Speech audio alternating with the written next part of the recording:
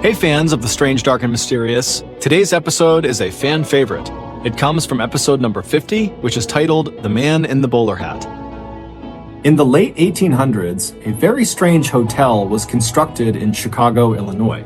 From the outside, it looked perfectly normal, but the inside of the hotel was anything but. Hallways were a maze of twists and turns, and there were trapdoors, sliding walls, and secret stairwells everywhere. But the shock factor of this hotel was part of its allure. Walking around and getting lost could actually be kind of thrilling. But what guests didn't know was that every time they got lost in that hotel, they might never find their way out again. But before we get into today's story, if you're a fan of the strange, dark, and mysterious delivered in story format, then you've come to the right podcast because that's all we do, and we upload twice a week, once on Monday and once on Thursday. So if that's of interest to you, please offer to house sit for the 5-star review button, and when you're there, cut all the drawstrings on their sweatpants. Also, please subscribe to the MrBallen podcast wherever you listen to podcasts so you don't miss any of our weekly uploads. Okay, let's get into today's story.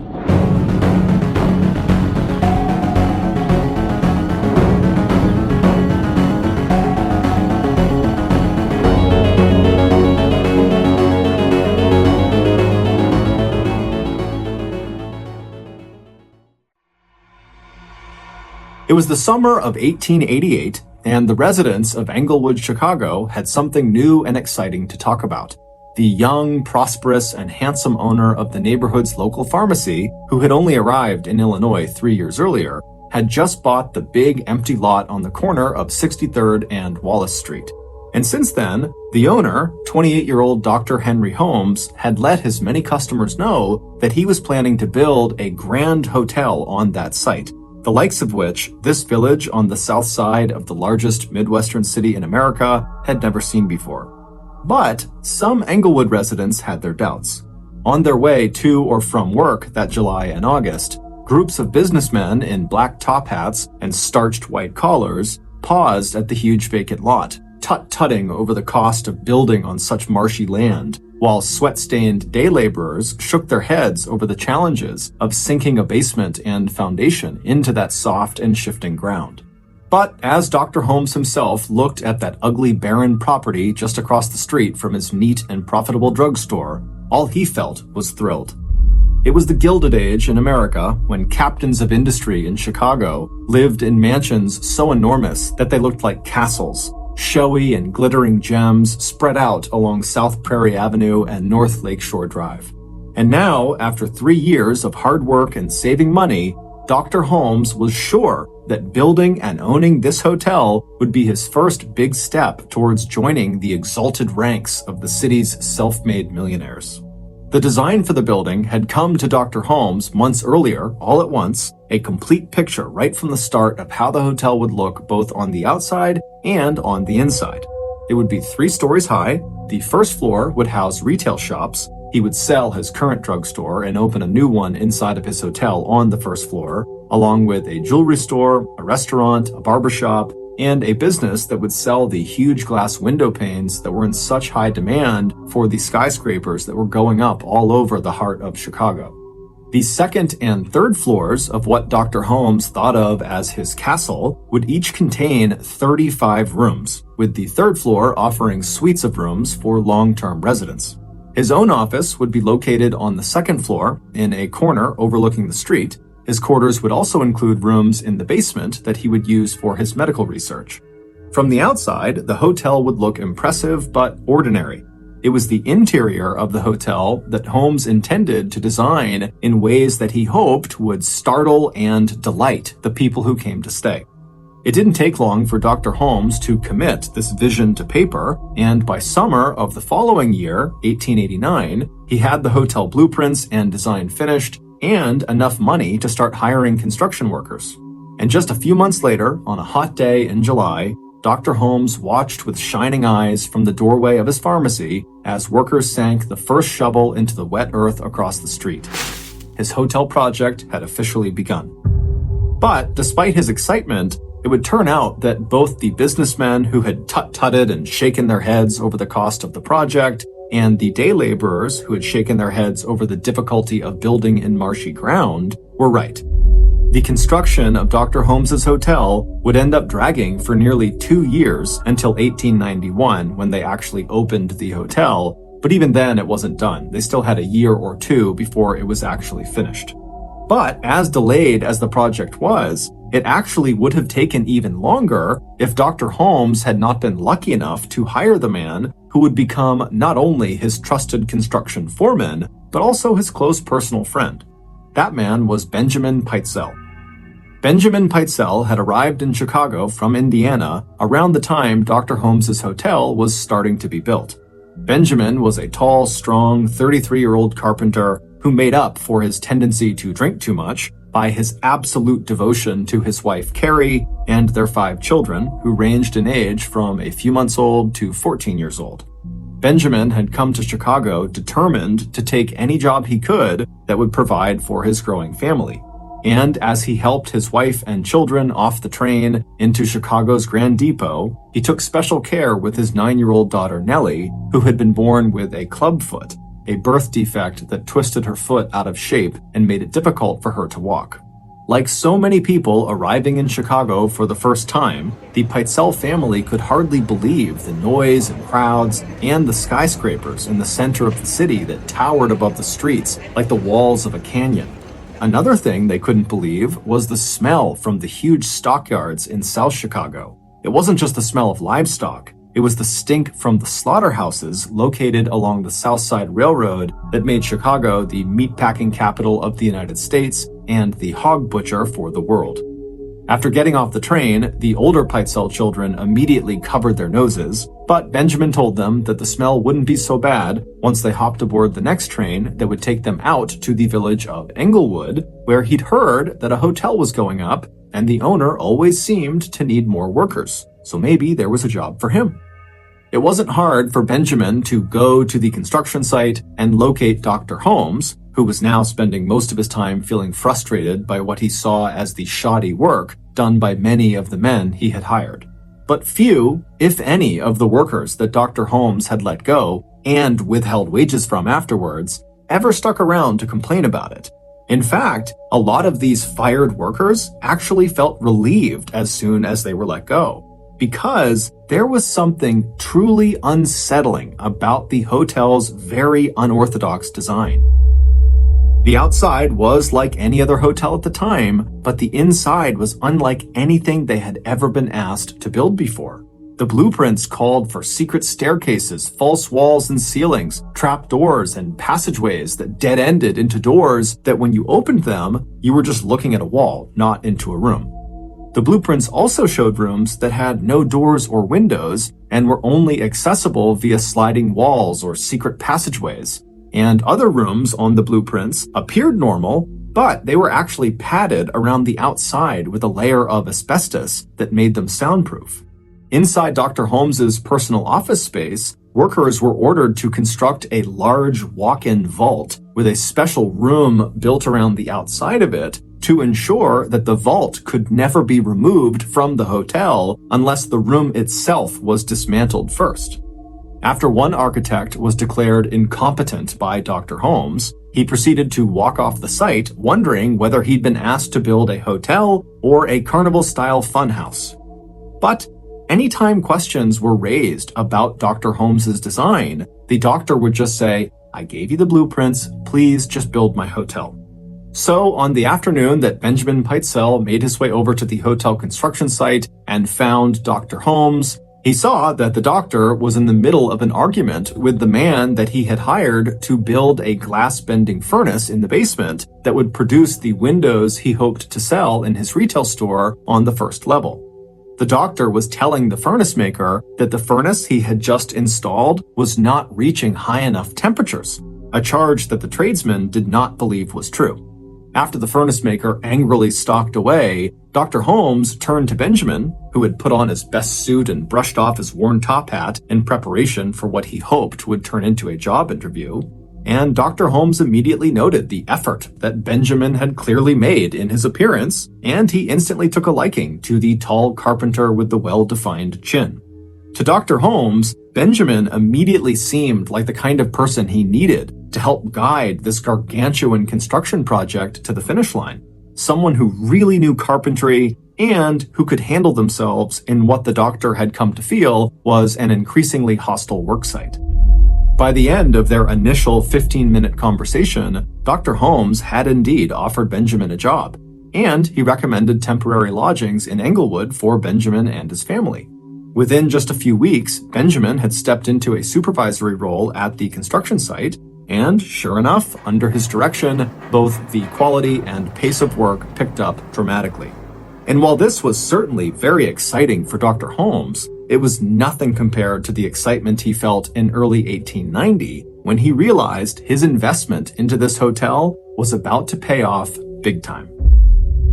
In early 1890, Chicago got the news that they had just been named as the location for the 1893 World's Fair, beating out both New York City and St. Louis, Missouri.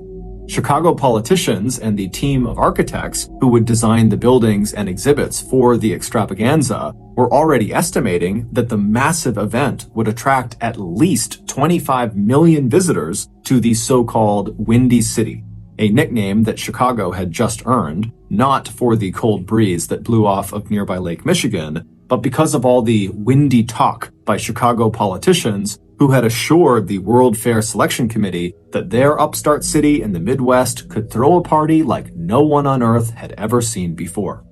So even as Dr. Holmes tallied up the ever-rising costs of building this hotel, he knew as soon as that fair came to town, he was virtually guaranteed to become a very rich man, because by that time, his hotel would be complete and all those fair attendees would come pouring through his doors looking to rent rooms. In late 1890, about 10 months or so after the announcement of the location of the World's Fair, Ned and Julia Connor were hired by Dr. Holmes to work on the first floor of his nearly completed hotel.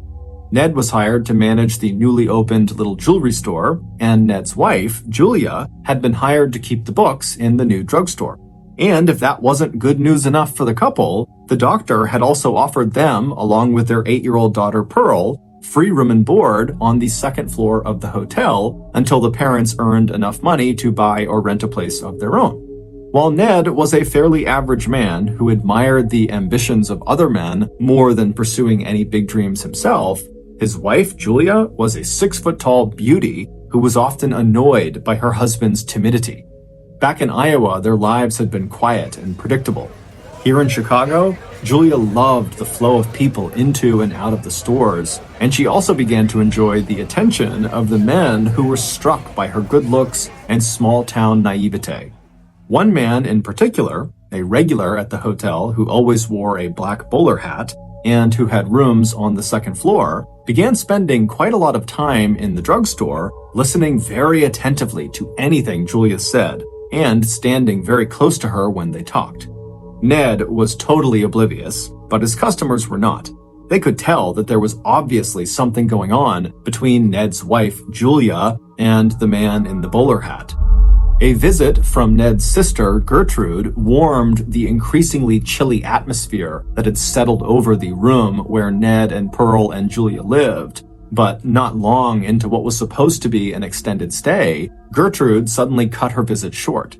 She didn't give much of an explanation other than to say that she found the hotel very gloomy and strange, and once or twice in the evening she had lost her way in the maze of hallways, and she was certain someone was following her. With Gertrude gone, tensions in the Connor marriage came to a boiling point. Ned didn't know what was wrong with his wife, but it was clear she wanted nothing more to do with him. In the summer of 1891, when he finally threatened to leave her if things did not improve, her answer was immediate and final. Our separation can't happen soon enough. A few months after that, in November of 1891, Julia told the man in the bowler hat, who had gone from just paying close attention to her to sharing her bed, that she was pregnant. The man instantly agreed to marry her, but he had one very specific condition for marriage. Julia agreed to his terms, and after that, they set a date of Christmas Eve to actually perform this very specific thing that the man in the bowler hat required in order to marry her.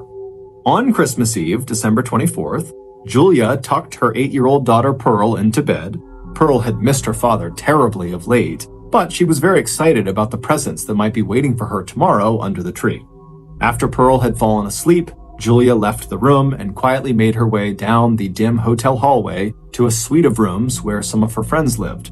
It was Mr. and Mrs. Crow, who were long-term hotel guests.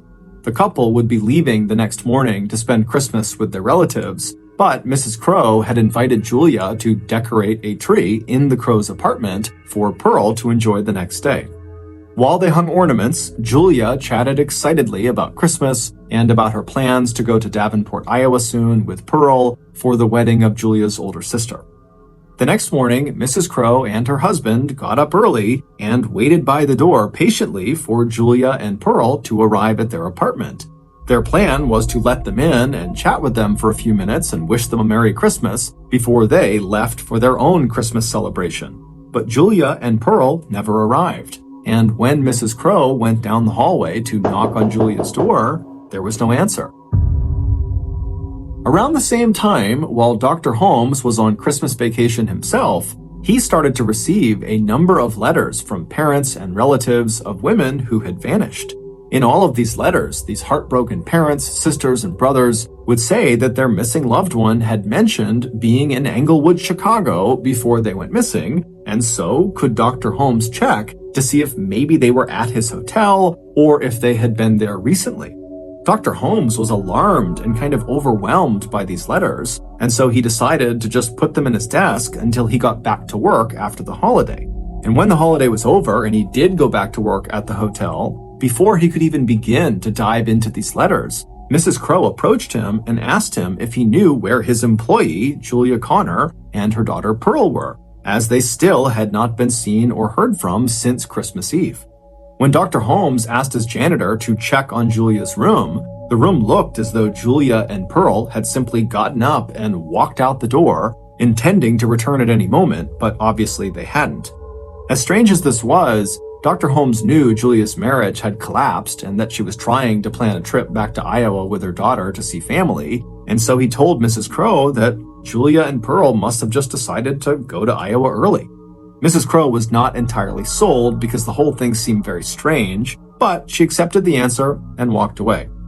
After that, Dr. Holmes would spend some time looking into those letters about the other missing women, and he would send some follow-up responses to the family members and friends who had written him, mostly just saying that yes, some of these women had been at his hotel, but he really didn't know what happened to them after they left. Eventually, after looking at so many letters, Dr. Holmes decided that, these missing people were really not his responsibility, and so he kind of just stopped writing back. A few months later, in the spring of 1892, a few weeks before the scheduled start of construction of the Chicago World's Fair, Dr. Holmes hired another bookkeeper to replace Julia, who was still gone. The replacement bookkeeper was a 24-year-old friendly young woman named Emmeline Segrand. She was from Indiana, and she had the lightest color blonde hair Dr. Holmes had ever seen. She was excited at the prospect of working right next to the World's Fair, and she'd brought her life savings with her, $800, which today would be worth more than $26,000. Emmeline rented rooms in a boarding house near the hotel, and it wasn't long after starting her job at the hotel before Emmeline, too, had bumped into the handsome fellow who had earlier won the heart of Julia Connor, the man in the bowler hat. Soon, Emmeline and this man were spending as much time together as they could. Emmeline's handsome suitor taught her how to ride one of the newly designed bicycles that were all the rage, and when Emmeline wasn't working at the hotel, she and the man in the bowler hat, who had quickly become her lover, took long rides along the pathways just outside of Jackson Park, where the fair was slowly being set up. Like hundreds of other residents of neighborhoods near Jackson Park, Emmeline and the man in the bowler hat watched arm in arm as the so-called White City of the Chicago's World Fair began to take shape in front of them. The White City was this huge stretch of land at the center of Jackson Park, where big white stucco buildings were being built to house the fair's thousands of shows and exhibits. That summer, Emmeline's lover had asked her to marry him, and Emmeline hardly waited for him to finish his proposal before she said yes. But By the fall of that year, something had changed inside of Emmeline. She began talking to one of her good friends, her name was Mrs. Lawrence, about her desire to take a trip back to her family in Indiana, and hinting that it likely would be a long visit, that she really needed a break from Englewood. Then, sometime during the first week of December of that year, Emmeline visited Mrs. Lawrence, who lived on the second floor of Dr. Holmes's hotel. But not long after arriving, Emmeline told Mrs. Lawrence that she just hated being in that hotel. It was gloomy and dark and oppressive, and she just hated it. During this visit, Emmeline would also tell Mrs. Lawrence that she was worried about her life savings. She had handed it over to her fiancé, the man in the bowler hat, for safekeeping, as he had suggested. But every time she asked him to return it, he would just kind of blow her off. And as much as it pained her to say this out loud, she could tell his interest in her was also just waning. Before she left, Emmeline would give Mrs. Lawrence a Christmas gift that she had bought for her. Mrs. Lawrence would smile and thank her, and she would tell Emmeline to be sure to come back closer to Christmas because she had a gift for her as well. But shortly after that visit, Emmeline, just like Julia Connor and her daughter Pearl, seemed to have vanished.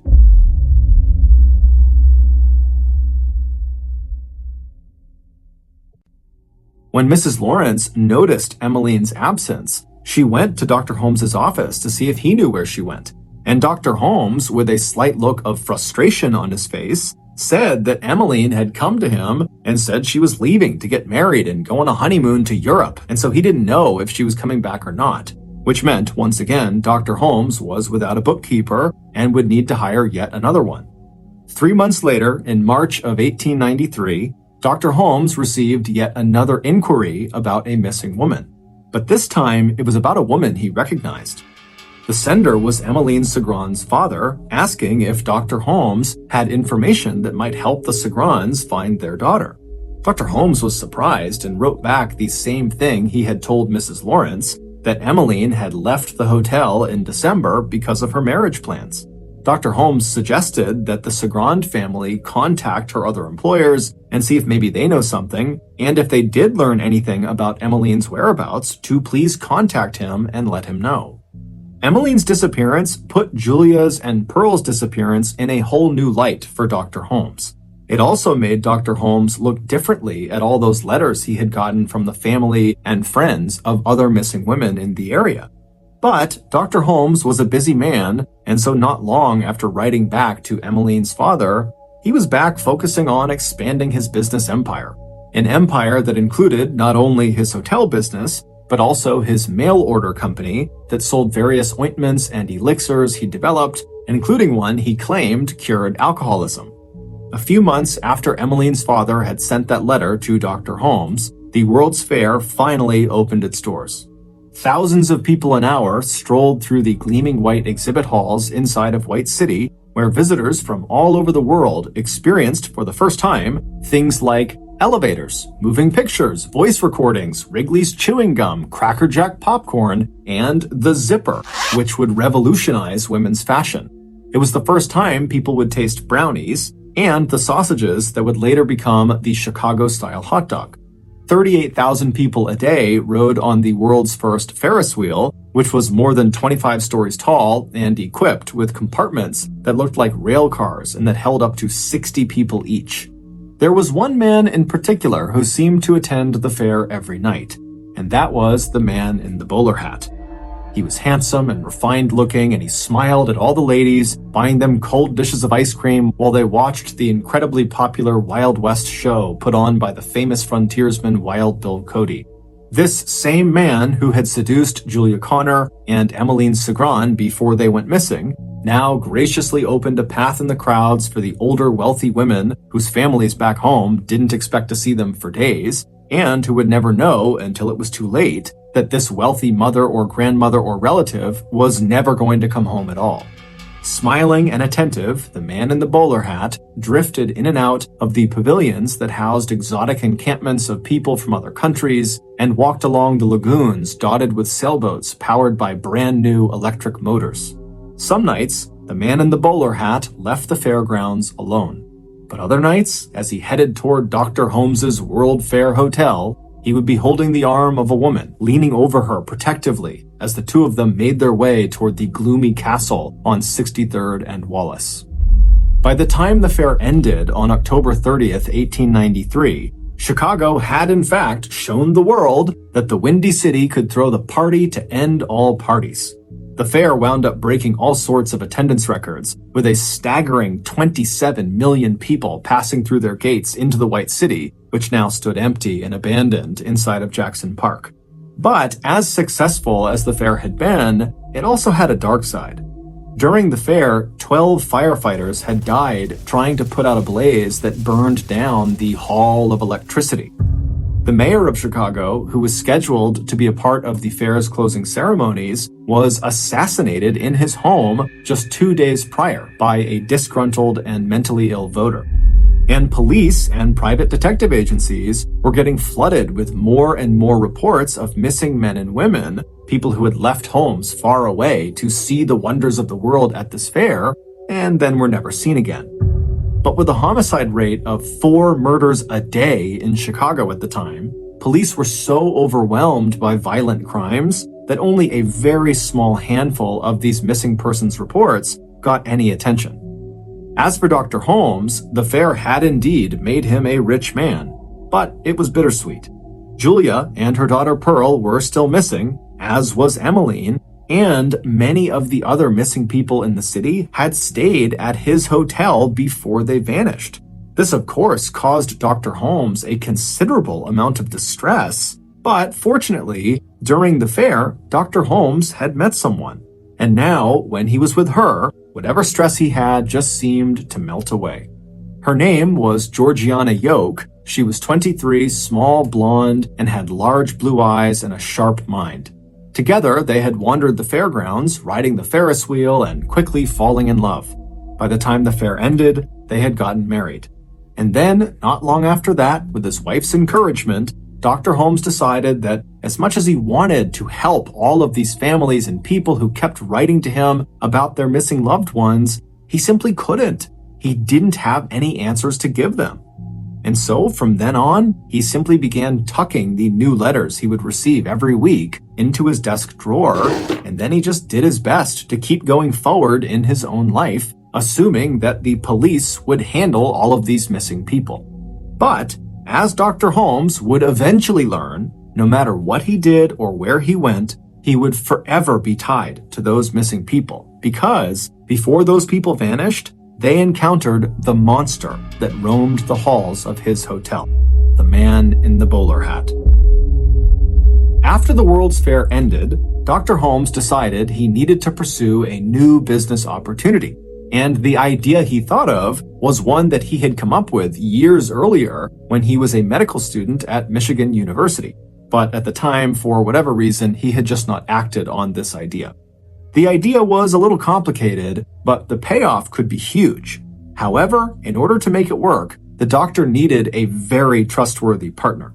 So, late in the summer of 1894, roughly 8 months after the World's Fair had ended, Dr. Holmes looked up his good old trusty hotel construction foreman and close friend, Benjamin Pitezel, who was now living in St. Louis with his wife and children. Benjamin's drinking had only gotten worse over the years, and after finishing up the hotel project, he had struggled to make ends meet financially. So, after hearing Dr. Holmes's pitch about this new business idea, even though it required Ben to move away from his wife and kids temporarily to Philadelphia, Pennsylvania, something he really didn't want to do, and even though the plan seemed very risky, Ben ultimately agreed to do it. As for Benjamin's wife, Carrie, she was not thrilled at the idea of her husband being gone for an extended period of time, but like her husband, she trusted Dr. Holmes's business instincts. And just the year before, Dr. Holmes had actually paid out of pocket for Ben to get a life insurance policy worth $10,000, which is approximately $350,000 by today's standards. And as morbid as it was, the thought of that life insurance policy eased the anxiety Carrie felt about her husband temporarily relocating, because if something happened to him, their family would be okay, at least financially. So eventually, Carrie would give the plan her blessing. On the face of it, their plan was simple. Ben would rent office space in Philadelphia and get set up as a patent investor, someone who evaluates the potential success of newly patented inventions and invests money in the ones that look like they have good earning potential. With his knack for gadgets and machinery, all Ben really had to do was identify a couple of good money-making prospects. And then from there, Dr. Holmes would handle the rest. By August of 1894, Benjamin had arrived in Philadelphia and had found a small office with an upstairs set of bedrooms. In the downstairs office window, anyone who was walking by could see a new, neatly lettered sign that read "Patents Bought and Sold." Ben didn't have to wait very long before he had his first customer. It was a young carpenter whose invention for improving the production and quality of handsaws was promising enough that Ben scheduled a second meeting with him for the following week. But when the young man came back the following week to the patent office on Tuesday, September 4th, Benjamin was nowhere to be found. After waiting nearly an hour downstairs, the young man began calling out for Benjamin, but there was no answer. So the young man decided to go investigate. He stood up from the chair he was in and walked around the desk toward the back door of the office that led to a set of creaky stairs. He took those stairs up to the second floor, and as he turned down the short upstairs hallway toward a partially opened door, the young man suddenly stopped. There was this horrible smell in the air. He clapped his hand over his mouth and his nose, and with a terrible sense of dread, he walked forward and then pushed that partially open door all the way open. A minute later, gagging at what he had just seen, the young man was back out on the street. He ran to a nearby drugstore and he told the store owner that something terrible had just happened inside of the new patent investment office a few doors down. A few minutes later, the young man and that shop owner were looking down at the bloated and putrefying corpse of Benjamin Peitzel. Ben was lying on his back on the floor, baking in the hot sunlight that was beating into the room through the glass of the closed window nearby. His hair and part of his face had been badly burned. His tongue was swollen and stuck out of his mouth. Also, draining out of his mouth was a stream of strange-looking red fluid. Just from the looks of it, it seemed fairly obvious that Benjamin had been dead at least for a couple of days. On the floor near Benjamin's body, there was a broken smoking pipe, a match, and a broken glass jar that had contained benzene, a highly flammable liquid that Ben had apparently been mixing with other acids to make a washing powder. An initial investigation by the police determined that Ben had died an accidental death. He must have just been standing too close to the jar of benzene when he struck a match to light his pipe, and then the liquid must have exploded and killed him, burning his face and hair in the process. But based on an examination of Benjamin's body later that afternoon, a very different picture started to emerge about what really happened to Benjamin. And it would turn out what happened to Benjamin had everything to do with the monster inside of Dr. Holmes's hotel, the man in the bowler hat.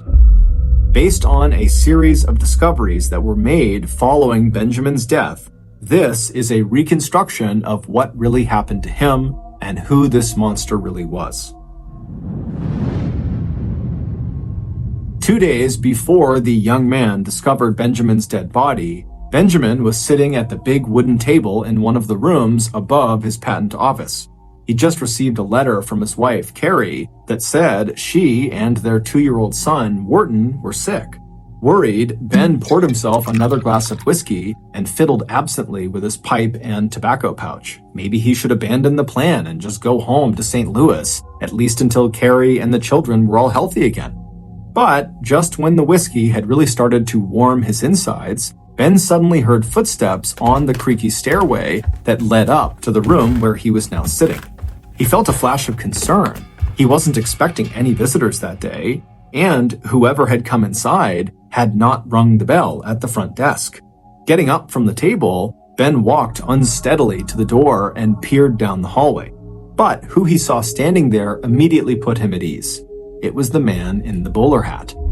A man Benjamin knew well and had seen many times at Dr. Holmes's hotel in Chicago.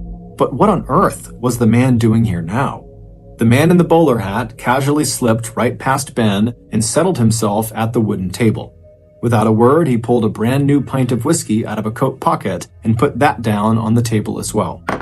An hour later, just before Ben's eyes closed and his chin dipped to his chest, the man in the bowler hat realized with satisfaction that Ben was very, very drunk. Once he was sure Ben was asleep, the man in the bowler hat pulled a small bottle of chloroform from another coat pocket, along with a big square of clean white cloth. The man tipped the contents of the bottle onto the cloth. Then, standing up and walking over to Ben, the man in the bowler hat pressed the cloth over Ben's mouth and nose. In low doses, chloroform can dull the sensation of pain. In high doses, when inhaled or swallowed, it can be deadly. The man in the bowler hat repeated the sequence several times, gradually upping the amount of chloroform he was administering to his victim. The man did not rush. He enjoyed feeling the slight jerk every time he pressed the cloth against Ben's face. Once the man was sure that Ben was dead, or at least close to it, he pulled Ben's body onto the floor on his back and then poured another 2 ounces of the chloroform straight down Ben's throat, pressing down on Ben's chest at regular intervals to ensure that the drug made its way into Ben's stomach. Once he was satisfied that Ben was dead, the man in the bowler hat carefully arranged the scene so it would look like an accident, and just before he left, he set fire to Ben's hair and coaxed the flame down along the skin of Ben's face. But it would turn out the killer made a huge miscalculation, because the doctors at the morgue who would examine Benjamin's body just hours after it was discovered 2 days later on September 4th, they would find evidence that Ben's death was not an accident. That red fluid they saw draining out of the side of Ben's mouth was apparently a telltale sign that large amounts of chloroform had been forced into his stomach. It would turn out Benjamin was not the man in the bowler hat's first murder victim. Many of the missing people back in Chicago, including Julia Connor, her daughter Pearl, and Emmeline Segrand, whose heartbroken families and friends had written letters to Dr. Holmes asking for his help, had been lured into Dr. Holmes's hotel by this man in the bowler hat where he would kill them. And to everyone's shock, the man in the bowler hat was none other than Dr. Holmes himself. But as shocking as that was, it was nothing compared to the horrific details of the crimes Dr. Holmes committed. The tip that broke the case wide open and revealed Dr. Holmes's killing spree came from a fellow criminal who had met Dr. Holmes in St. Louis, Missouri. In exchange for the name of a shady attorney who could help Holmes set up the patent office in Philadelphia, Holmes had revealed every detail of the intricate insurance scam he was going to pull off with Benjamin, and he promised this criminal a cut of the profits.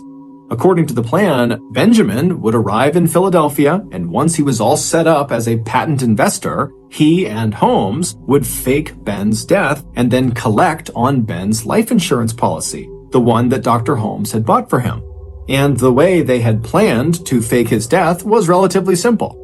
The doctor would substitute a badly decomposed and seemingly unidentifiable dead body from the morgue right in the back of the patent office, and then when the body was discovered, the doctor and Ben's wife Carrie would both claim that the body was that of Benjamin Pitezel. And then the Pitezels and Dr. Holmes would split the huge payout from the life insurance policy 50-50. Except that Dr. Holmes never had any intention of splitting that payout with anyone.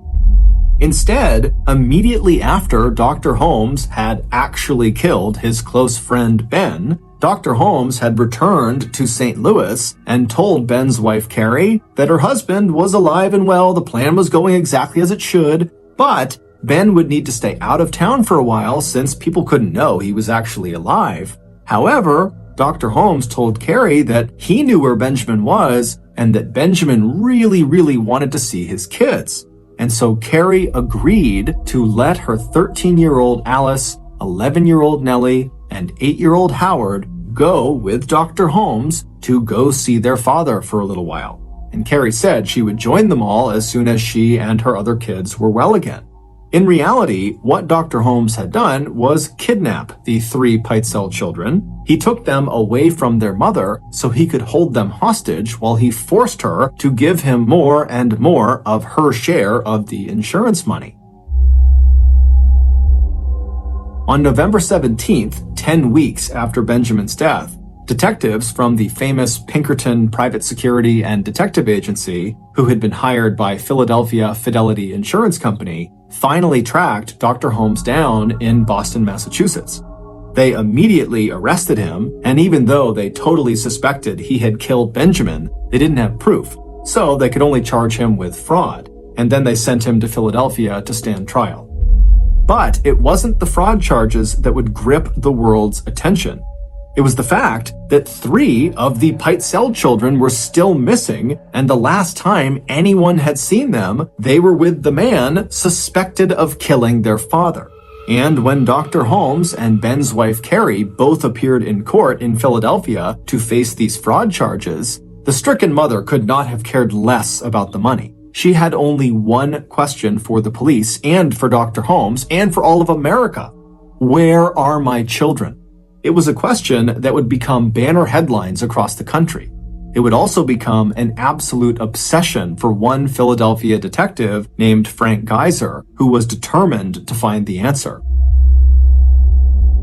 Throughout the summer of 1895, everyone in the country held their breath as they followed the path of Detective Geyser as he crisscrossed the United States and Canada looking for the missing Pitezel children. Using letters that little Alice and Nellie had written to their mother over the weeks they were dragged from place to place by their captor, Dr. Holmes, Detective Geyser would eventually make 3 heartbreaking discoveries. Dr. Holmes, of course, never actually sent these letters the girls had written, in which they had named and described different places they were staying, and they had begged their mother to come get them or at least write back to them. Instead, Dr. Holmes kept their letters in a metal box that police would find among his possessions.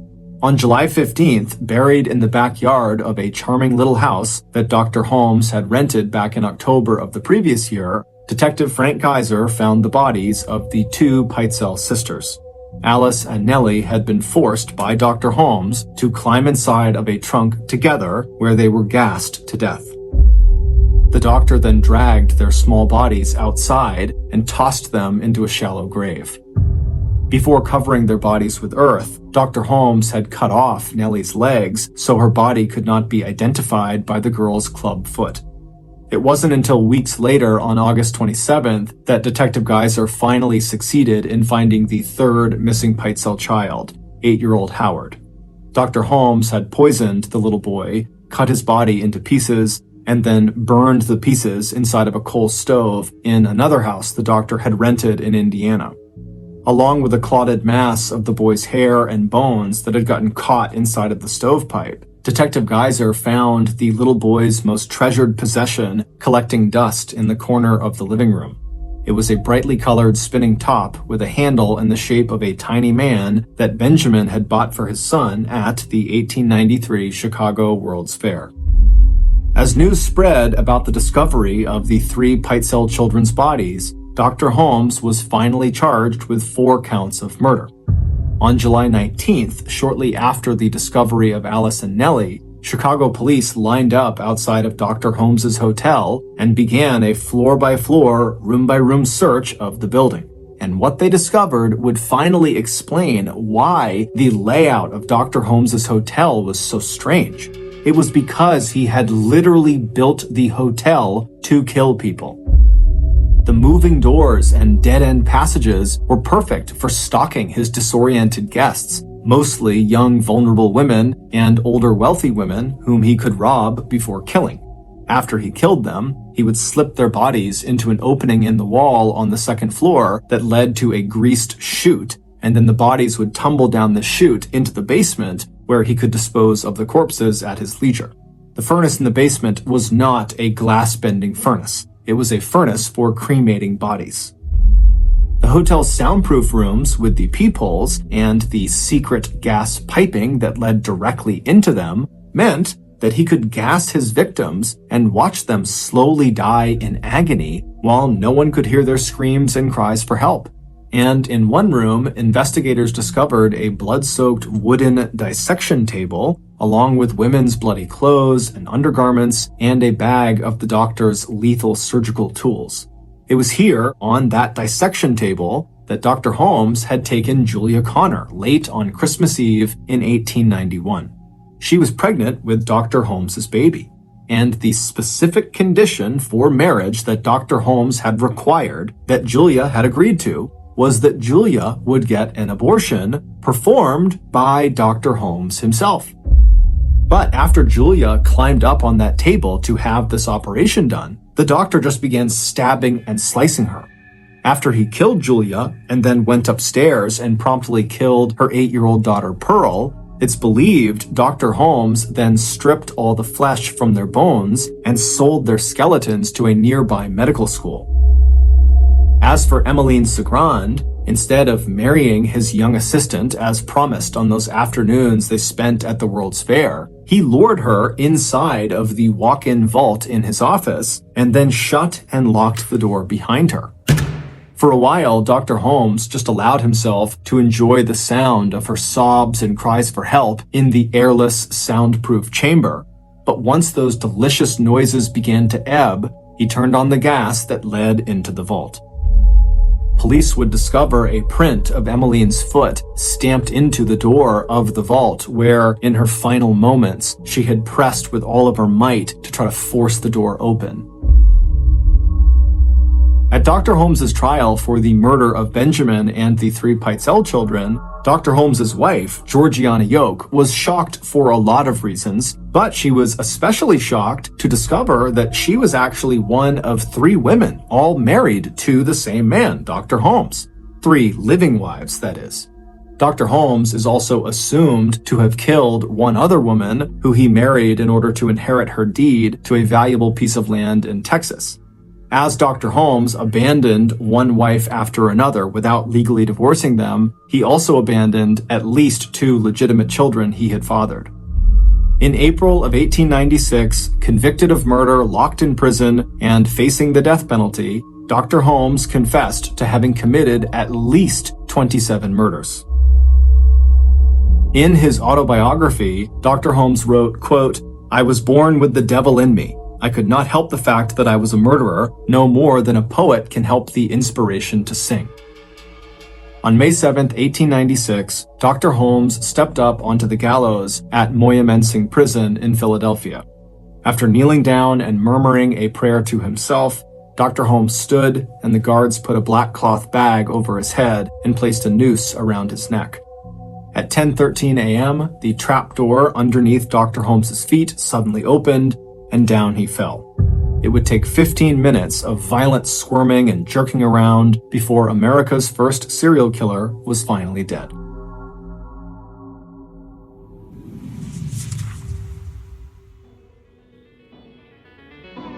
Thank you for listening to the MrBallen podcast. If you got something out of this episode and you haven't done this already, please offer to house sit for the 5-star review button, and when you're there, cut all the drawstrings on their sweatpants.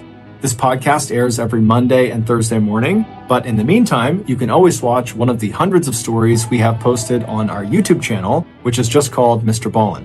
We now have a registered 501c3 charitable organization called the MrBallen Foundation that makes it as easy as possible for you to join me, my family, and my team in supporting those whose lives have been most impacted by violent and heinous crimes.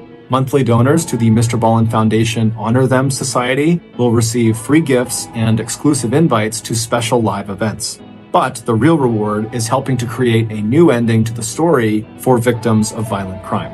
Go to MrBallen.Foundation and click Get Involved to join the Honor Them Society today. If you want to get in touch with me, please follow me on any major social media platform and then send me a direct message. My username is just @MrBallen, and I really do read the majority of my DMs. Lastly, we have some really cool merchandise, so head on over to shopmrballen.com to have a look. So that's going to do it. I really appreciate your support. Until next time, see ya.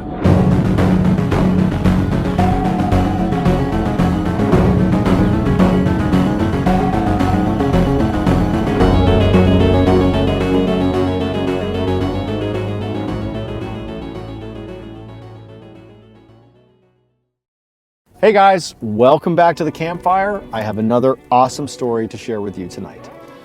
So when I was a kid, I used to love reading this book called Scary Stories to Tell in the Dark, which is this really, frankly, not kid-friendly, scary story book that's marketed for kids, but it's like terrifying. The stories in there are like, they kept me up at night. I mean, they were really disturbing stories.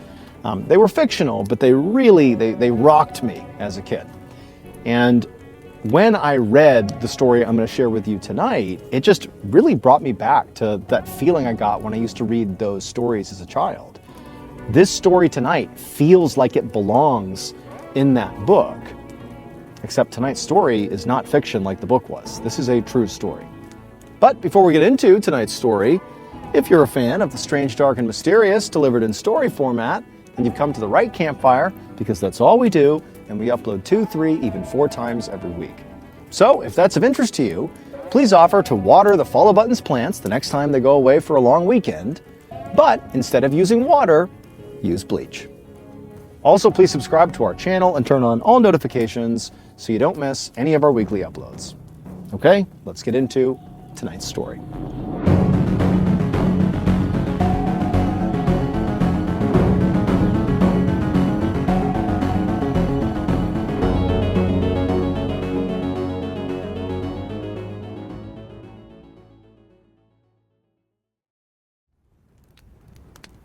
One summer night in the 1970s, a young woman named Hannah was sitting next to her husband at a blackjack table inside of the Genting Highlands Casino, which was this huge casino in central Malaysia. The room they were in was bright, it was loud, there was people everywhere, there's cigarette smoke hovering in the air, lots of drinking and chatting and laughing and gambling. And so as Hannah is sitting in this environment, she was doing her best not to let her nerves get the best of her, but she couldn't help it. I mean, she was really feeling anxious because her husband had just bet all their chips on this one hand. So her husband had been dealt his 2 cards, and they totaled 19, which was basically good because in blackjack, you're trying to get to 21. You want your cards in total to equal 21, but you don't want to go over or you bust, you lose. And so 19 is pretty good, but you're playing really against the dealer. And so basically it's between you and the dealer. Who can get closest to 21 without going over? So the dealer had 2 cards. One was face up and one was face down. The face up card was a 10. And so Hannah is anxiously waiting to see this other card flipped over, just praying it's not a 10 because that would give him 20 and that would beat, her husband's 19 and they would lose.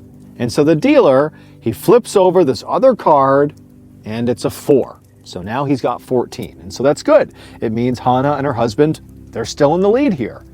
But the dealer will keep on hitting, so adding more cards to the pile here, adding to their total score until they either hit 17 at least, or until they beat you, or until they bust. So they're going to keep on drawing more cards. And so the dealer draws another card, he puts it face down, and it's an 8. And so now collectively, the dealer has 22. They've gone over 21. They've busted. And Hannah and her husband have won. And so Hannah, she turns to her husband and she's overjoyed. I mean, they've just gambled all their money and they've won. I mean, this is a huge win.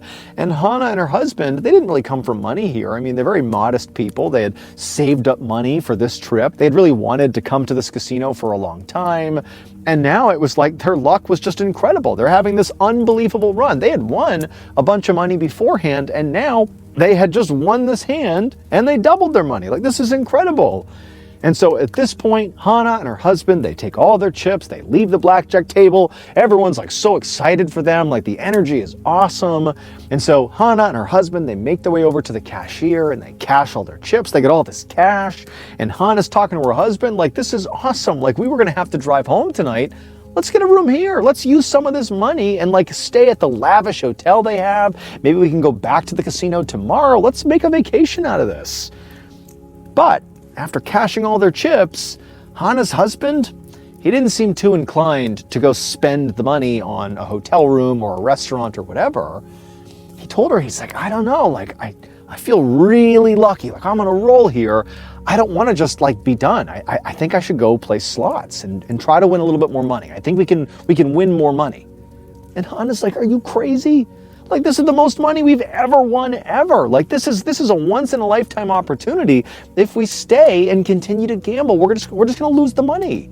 Like, let's take the win. Let's get the hotel room. Let's just do that. But Hannah's husband, he was not having it, and he literally just took their money and was like, "No, I'm gonna go do slots now." And he walked over to a slot machine. And Hannah's like, "Oh my God."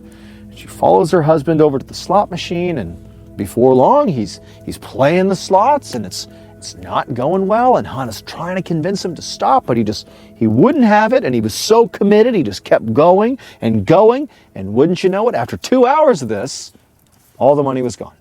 Well, actually, it was not entirely all gone. He still had a little bit of money that they had intentionally set aside just to cover the hotel, because they needed a place to stay that night, and they had stayed later at the casino. And so literally they are down to just enough to stay in the hotel. And so at this point, Hannah, she's already accepted that they've lost all their winnings. And she's telling her husband, like, "Please, let's just walk away. Let's use this money. Let's just stay in the hotel. It is what it is." And they're about to leave when her husband's like, "One more." Turns around, puts it in the slot machine, pulls the lever, lose. Now they literally have no money. They have actually no more money. They can't get a hotel. It's the middle of the night, late. They have nowhere to stay. And now they have to drive home. And the drive is going to be awful. Like, Hannah is furious with her husband. Her husband feels like, "Oh, it's just bad luck. It's not my fault." But Hannah's like, "It is your fault. You should have left." So it's just this awful exit from the casino. Like, this is about to be the worst ride home ever. About 20 minutes later, Hannah was sitting in the passenger seat, and her husband was driving, and they're cruising down this road. It's the middle of the night. They've passed no cars as they're driving. They're in this desolate stretch on their way back to their home. And, as expected, this has been a treacherous ride so far. They fought at the beginning, and now they're not talking. And so they're driving along, and Hannah's just looking out the window at all the trees. It's very jungly and swampy off to the side on either side of the road, and they're driving along. And at some point, as Hannah is just desperate to get home, she just wants to go to bed. She doesn't even care about the money at this point. She just literally wants to get in her bed. They're driving along when the car starts to sputter, like it's running out of gas. And immediately Hannah looks over at her husband like, "Are you kidding me?" And her husband's looking over at her like, knowing that he's going to bring even more wrath down on himself from his wife. And he's just like, "I'm sorry, like, I didn't know it was that low. Like, I didn't know the tank was that low." And before long, he had to pull over on the side of the road because their car was out of gas. Like, they couldn't go any farther. And so Hannah, as the car has come to a stop on the side of the road, she just looks at her husband and she's like, "Wow, like, this night really couldn't get any worse. Like, are you kidding me? We are stranded in the middle of nowhere. We got no money. What are we going to do?" And so Hannah's husband, he obviously knew this was not good. Like, he knows he's the one that was supposed to put gas in the car, and he didn't. He's sort of been the architect behind this whole disaster of a night here with his decision to keep on gambling. And so he just says to Hannah, "Look, you stay here, just stay in the car. I have a gas can. I'll just walk to the nearest gas station. I'll get some gas. I'll bring it back. I'll fill it up. We'll be home soon.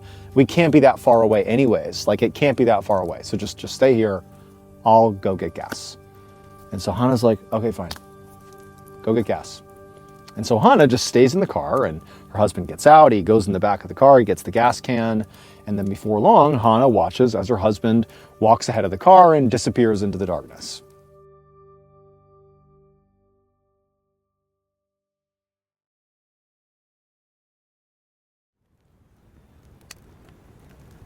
And so after Hannah's husband has walked off, she knows it's going to be at least, 30, 40 minutes, before he gets gas and comes back. And, she's exhausted. And so she makes sure all the doors are locked, and then she leans back her seat and she just tries to go to sleep.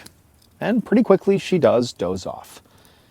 But then at some point, maybe 5-10 minutes later, she just kind of inexplicably wakes up. There was no reason why she woke up. She just opened her eyes, and she, for a second was a little bit disoriented. When you fall asleep for a few minutes like that, you'll kind of wake up like, what just happened? She's disoriented, and she remembered, oh, that's right.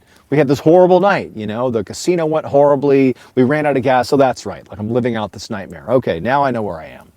And so after getting her bearings, Hannah just rolled over in her seat and tried to go back to sleep.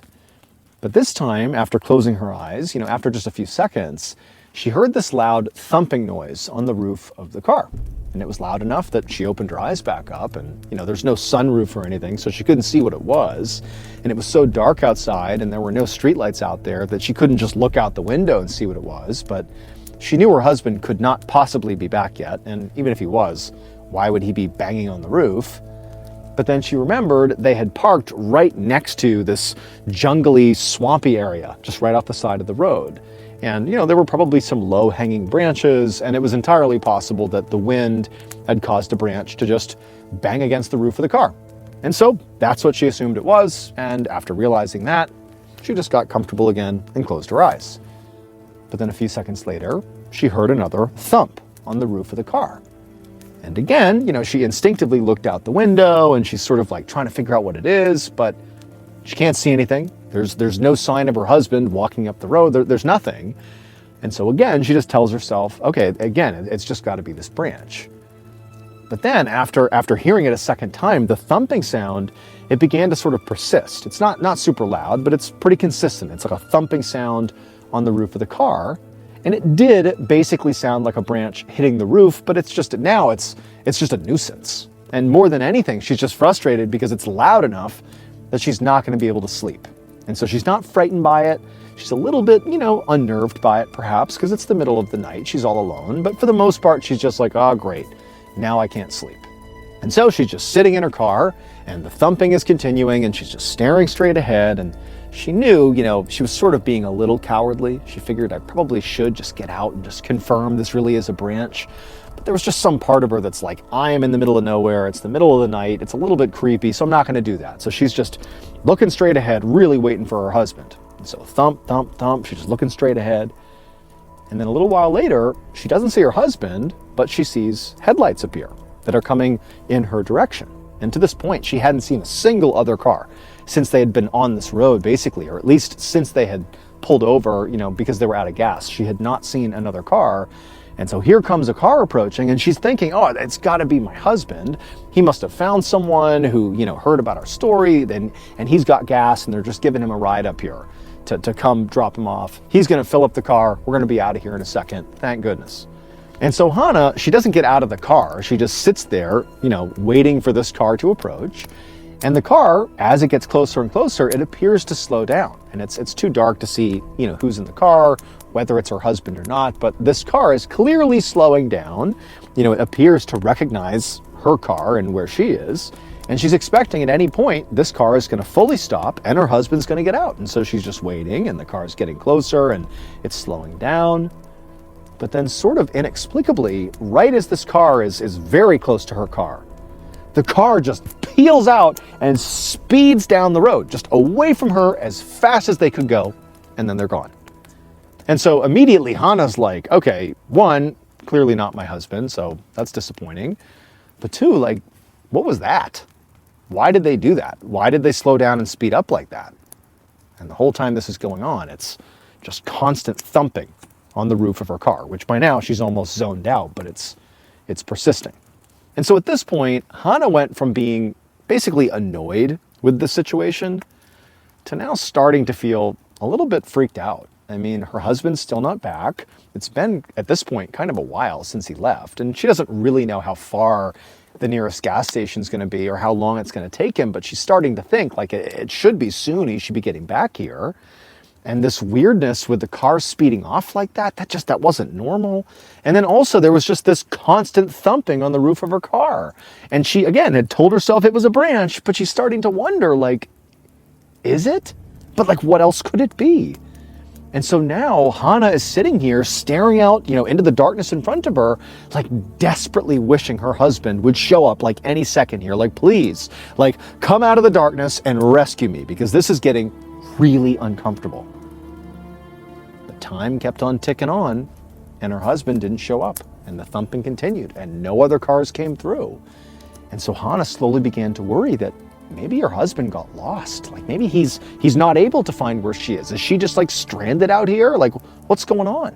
And so as Hannah is sort of beginning to spiral, like as her thoughts are beginning to spiral and she's getting more and more worried, she started to give half a thought to leaving the car and forget about what's happening with the roof. Like, I'm going to go find my husband. Like, she thought about going and looking for him.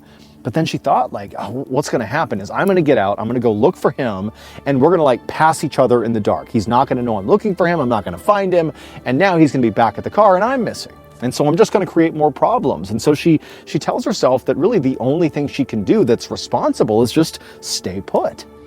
And so there she stays. And the thumping continues. And her husband continues not to show up. And like the time as it's going by, it's like agonizingly slow.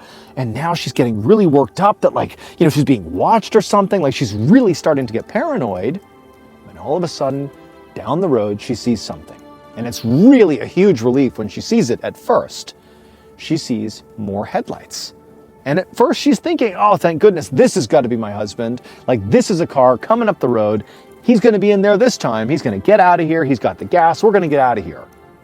But as the headlights appeared over the horizon coming towards her, she realized it was not an ordinary car. It was not just headlights. There were also lights on top of this vehicle. It was a police car. And so this police car is cruising down the road and, Hannah's thinking, well, it could still be my husband. Maybe he got a ride from the police. But then she's thinking, oh my goodness, like, has something happened to him? Are they coming to tell me that something's happened to my husband? Like she's having all these terrible thoughts. And so this police car, they come to a stop on the other side of the road. And at first, Hannah is just like unsure what she should even be doing. Like, should she get out to greet them? Should she wait here? But as she's just staring across the road at the two officers that are in this vehicle, and she doesn't see her husband in there, she sees the officer that's closest to her, the driver. He gets out of the car and he stands on the road, and then he draws his pistol and he aims it at her. Like he's aiming the gun at her and the car she's in. And she's like, what is going on here? And so she just freezes, doesn't say or do anything. And the other officer in the passenger side, so on the far side of the car, he gets out of the cruiser as well, but he's got a megaphone in his hand.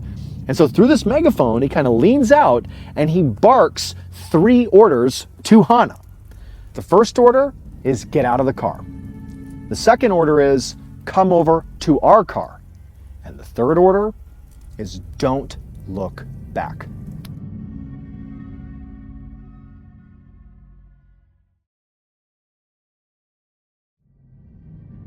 And so at this point, Hannah realized that the first officer who stepped out of the car with the gun, he wasn't aiming at her. He was aiming at the roof of her car. That's where his gun was pointed right now. And so between that and the fact that she's been listening to this thumping sound for the last 45 minutes, assuming it was a branch, she's now realizing there's no way it's a branch. Like she sort of sensed it couldn't be, like it had to be something else, but she had sort of convinced herself, oh, it's a tree branch. Now she knows it's not. And so she had no idea what could possibly be on the roof of her car. But she knew whatever it was, it had to be bad.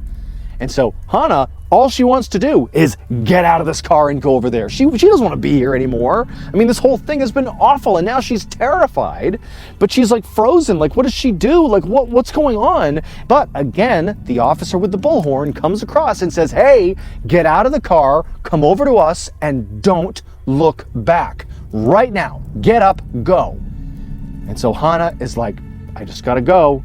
And so she opens her door, and as fast as she can, she gets out, she doesn't look back, she banks around the car, and across the street she goes, and the whole time she's thinking, oh, something's gonna grab me, but she gets to the cop car, she throws open the door, and she jumps inside, and at first, she adheres to their orders. She doesn't look back, as they told her to. She didn't look back. But now that she's safely inside the cop car, there's, 2 officers protecting her, one with a gun drawn, pointed at her car, she couldn't help herself. She had to see what was on the roof of her car. And so she went over to the window and she looked. And as soon as she saw what was on the roof of her car, she just starts screaming. And at the same time, the officer who is still standing out there with his gun drawn, he begins just firing nonstop at her car. And so Hannah, she screams, she ducks down behind the door. She can't see anything. There's just this constant barrage of gunfire, blasting the car and whatever was on the roof of the car. And then, Hannah, she's tucked down and she's thinking this is a nightmare. Like, how is this real? She hears the sound of that officer who was shooting and the other officer. They get out of the car. She hears them run across the street towards her car. The shooting kind of stops and it's just like the shuffling of feet. And then she hears this loud thumping sound as something really heavy like slammed into the pavement, and then she heard the sound of something big like running off into the jungle, into the tree line, like trees just, moving all around. And then there's just silence. And then a moment later, she hears the sound of the officers coming back across the street. She's still tucked down. She can't look out the window. She just hears the sound of their footsteps. It's definitely them. And as they're getting closer, she can hear them like trying to make sense of what they just saw. Like they don't even know what they just saw. And at some point, Hannah's door opens up. And on the other side, it's the officer who had the megaphone. And he just looks ashen-faced. He's very shaken up. And he begins to try to explain what he's just seen, but it's clear he can't even describe it. And as he's trying to do it, like Hannah, she's crying, she's so upset, and she just tells him, like, don't even tell me. Like, I saw it too. When Hannah did look back, so when she went against the police's orders and she looked out the window back at her car, what she saw at first, like, didn't even compute. She saw that clearly there was no branch striking the roof of her car. What she saw was a woman. There was a woman on the roof of her car. This woman is like dirty and her hair is matted and it was like kind of covering like the front of her head. Like she's just like weirdly positioned on the roof of the car. Like that clearly was what was making the banging sound for the 45 minutes or so that she was over there. And so that alone is like horrific. But then, in this instant that Hannah had looked over and seen this woman, the woman, she kind of appeared to be eating something. Like that was the gesticulation that she was doing. It sort of looked like she was eating something. And she looked up for a second as Hannah is staring across the road and her matted hair kind of parted. And the woman is looking right at Hannah and there's blood all over her mouth and her chin. And then Hannah saw what she was eating, and that's the thing that made her start screaming and prompted the police to start shooting. The woman was chewing on Hannah's husband's severed head. And so as soon as the police open fire, this cannibal woman lets go of the head and it falls to the pavement and it makes that loud thumping sound that Hannah would recall hearing as she's crouched down, wishing this was some nightmare. And then this woman, she leaps off the roof of the car, under a hail of gunfire. She lands on all fours, and like an animal, she gallops into the tree line and vanishes. And so the two officers, they ran across the street after her, but quickly realized, like, she was gone. And so they called for backup. Backup arrives, and all these officers go out into the jungle, and they can't find this woman. She's gone. But they would find the rest of the body. So the rest of the husband's body was actually not far from the vehicle. It was just laying out on the side of the road, sort of tucked up against the tree line. Today's podcast will feature 3 hiking-related horror stories that are actually all still shrouded in mystery. The audio from all 3 of these stories has been pulled from our main YouTube channel and has been remastered for today's episode. The links to the original YouTube videos are in the description. The first story you'll hear is called Stephen Thomas, and it's about a hiker who leaves his tent to confront someone or something and does not return. The second story you'll hear is called Just Curious, and it's about a Boy Scout who goes missing just seconds after being seen. And the third and final story you'll hear is called Into the Forest, and it's about a woman who's recorded on CCTV entering an infamous forest in China, but that might be the only part of the story that's grounded in reality. But before we get into today's stories, if you're a fan of the strange, dark, and mysterious delivered in story format, then you've come to the right place because that's all we do, and we upload 2, 3, even 4 times every week. So if that's of interest to you, please offer the follow button your seat at the table. But as they go to sit down, pull the chair away right at the last second. Okay, let's get into our first story called Stephen Thomas.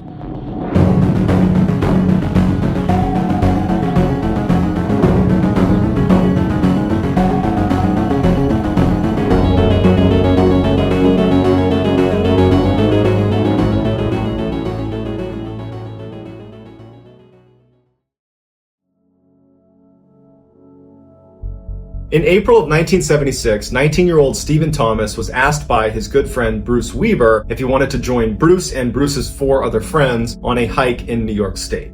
Steve didn't know these 4 others, but he really liked Bruce and he loved hiking, so he agreed to go. The mountain they were going to climb was Mount Marcy. It's one of the biggest mountains on the East Coast, and it's very rugged, it's very windy, the temperatures drop dramatically towards the summit. It's a dangerous place, unless you treat it with respect.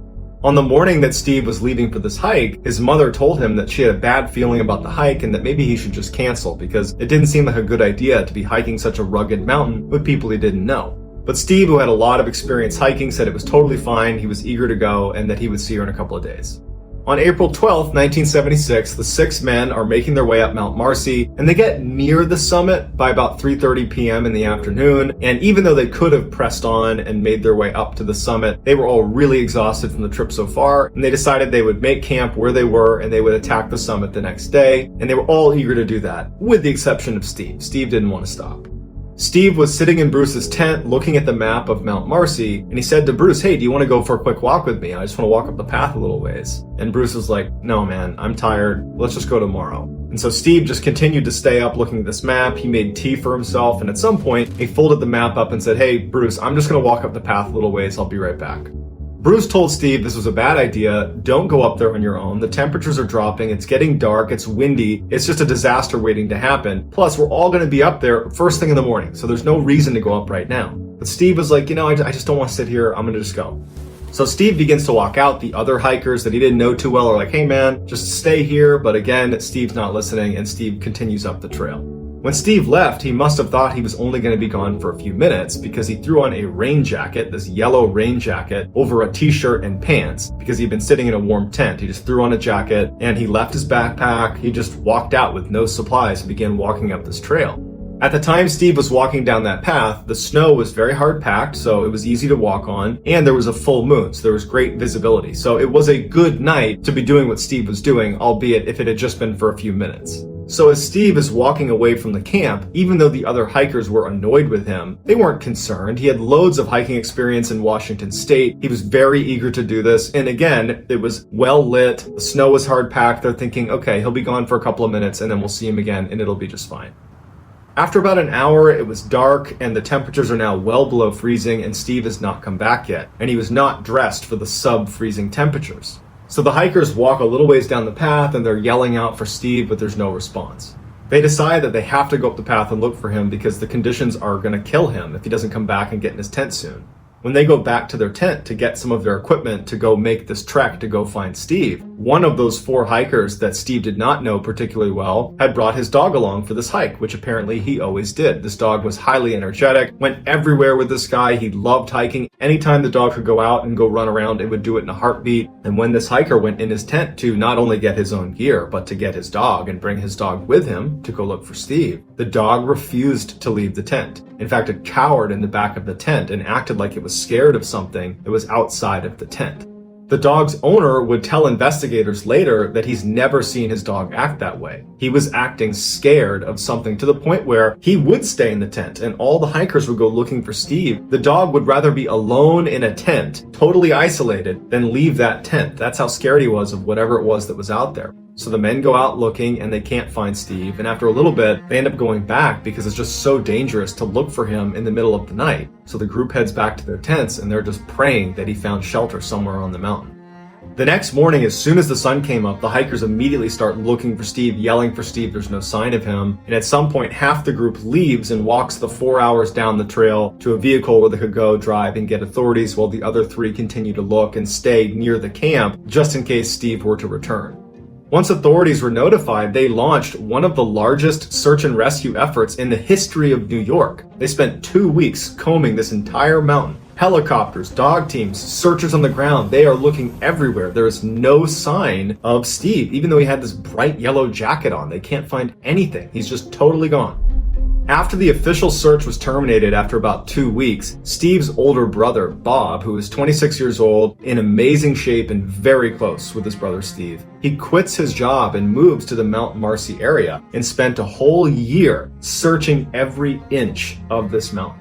Veteran park rangers at Mount Marcy would joke that Bob knew the mountain better than they did. Bob had apparently walked over 2,500 miles on Mount Marcy and had summited 600 times or more, and every time he would take a different route and search all along the mountain. He has looked everywhere, and he can't find his brother. Although Bob would never find his brother, he did locate the remains of a hiker who had gone missing 3 years earlier, so he was able to provide closure for that family.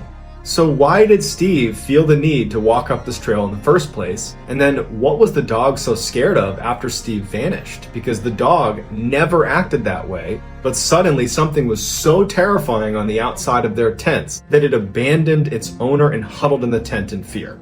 And then how could Bob have missed his brother Steve, who was wearing a bright yellow jacket after combing every inch of this mountain? The only logical answer is that Steve is not on the mountain. But if he's not on the mountain, where is he?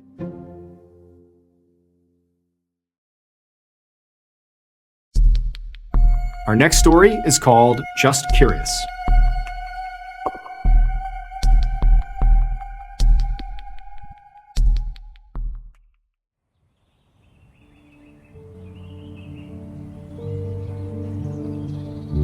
On February 7th, 1970, 16-year-old Jeff Haig was hiking along the Appalachian Trail with his Boy Scout troop. Jeff had been a Boy Scout for 3 years, and he had been on similar hikes in the past, and so he was very comfortable with hiking, with camping, and being outdoors. The hike they had planned was only about 2 miles long, and it was a beginner trail that was very well marked, and it was broad daylight, so it was a very easy hike to make. About 3/4 of the way through their hike, the Scoutmaster had the group stop and sit down and take a break, and Jeff wound up being the last one to kind of make it into this rest stop. He had kind of fallen behind the group, he looked tired and ragged, and the Scoutmaster asked him, are you okay? Do you need food? Do you need water? And Jeff would say he's just fine, he's just a little bit tired. And so after a few minutes, when the group was getting ready to stand back up again and start hiking again, one of the senior scouts was not done eating. And so they asked the Scoutmaster if they could be the last to leave the site and meet up with them farther down the trail. Scoutmaster said that was fine. We're pretty close to the end of the hike anyways, and so we'll see you in a few minutes. And so Jeff, the Scoutmaster, the rest of the troop, they all get up, they start hiking down the trail, while this one senior scout stays back to finish eating. After only a few minutes of walking down the trail, Jeff once again began falling to the back of the line until he finally stopped and he called out to the Scoutmaster and said, he's not feeling great. He's going to sit down in the middle of the trail and wait for the senior scout, who he knew was still eating at the rest stop. He said he was going to wait for him to catch up with him, and then he and the senior scout would walk together the rest of the way. Now, at this point, the Scoutmaster's thinking they're only about, 5-10 minutes from the end of the hike. And so he didn't want him to sit there, but he figured, okay, he's tired. The senior scout's going to be coming through this really well-marked trail any minute, so not a big deal. And he told Jeff, no big deal, we'll see you at the end. And so the Scoutmaster, along with the other scouts, makes their way to the end of the trail, which comes to an end in a parking lot. They turn around and they just wait for Jeff and the senior scout to come out of the trail. A couple of minutes later, the senior scout emerges, but there's no Jeff. And so the Scoutmaster goes over to him and he says, where's Jeff? And the senior scout is like, what? I didn't see Jeff. I was alone and then I walked down the trail and I didn't see anyone. And so the Scoutmaster's like, Jeff was sitting in the middle of the trail, like maybe a couple hundred meters away from you. He was waiting for you. And the senior scout says, no, I didn't see him. And so in a panic, the Scoutmaster and the rest of the scouts ran back up the trail because it wasn't that far to get back to that rest stop. And they're looking for signs of Jeff the whole way, and there's none. At the rest stop, they turned around and were yelling for Jeff the whole way back down to the parking lot. And again, they didn't see him, so they hopped in the van they had left in this parking lot, and they drove to the park headquarters where they informed Park Services that they're missing one of their scouts. The Park Service immediately sent teams out to the area where Jeff had gotten lost, and they called the police, who sent out a whole nother crew of people to assist in the search. Considering how well marked the trail was, everybody was baffled that Jeff could get lost so quickly and so completely. Luckily, Jeff had a pack-on that contained warm clothes, a sleeping bag, food, water, and matches. And so they're looking around and there's snow on the ground and it's already starting to snow some more. And they're thinking, he does have basic survival skills and he's got some supplies. He should be able to survive on his own out here for a couple of days if we can't find him. Over the following week, despite hundreds of people out looking for Jeff in this area, they couldn't find him. And making matters worse is the temperature was plummeting every single day to the point where every night was well below freezing. On the 16th, almost exactly a week from when Jeff went missing, they made a big discovery. They found his pack sitting on a rock in the middle of this icy river, where the only way it could have been placed on this rock is if he was standing in the water, which would have been at least waist deep. And even more strangely is all the contents of the bag had been pulled out and placed neatly on the rock, as if someone was taking careful inventory of what was inside. And it didn't look like anything was missing. Although at the time there was no good theory as to why the pack was where it was and why it looked the way it did, what basically everyone could agree to at this point is now that Jeff does not have his supplies, he's almost certainly dead or going to die soon. And sure enough, 2 days later, Jeff's body was found approximately 1,000 meters upstream of where the pack had been found in the river. Jeff was found sitting up against a tree. His jacket was unzipped, his pants were unzipped and pulled down slightly. He did not have a hat on, he didn't have gloves on. He had removed his socks but put one of his boots back on. His body didn't have any scratches on it and he didn't have any broken bones. It was determined he died from exposure.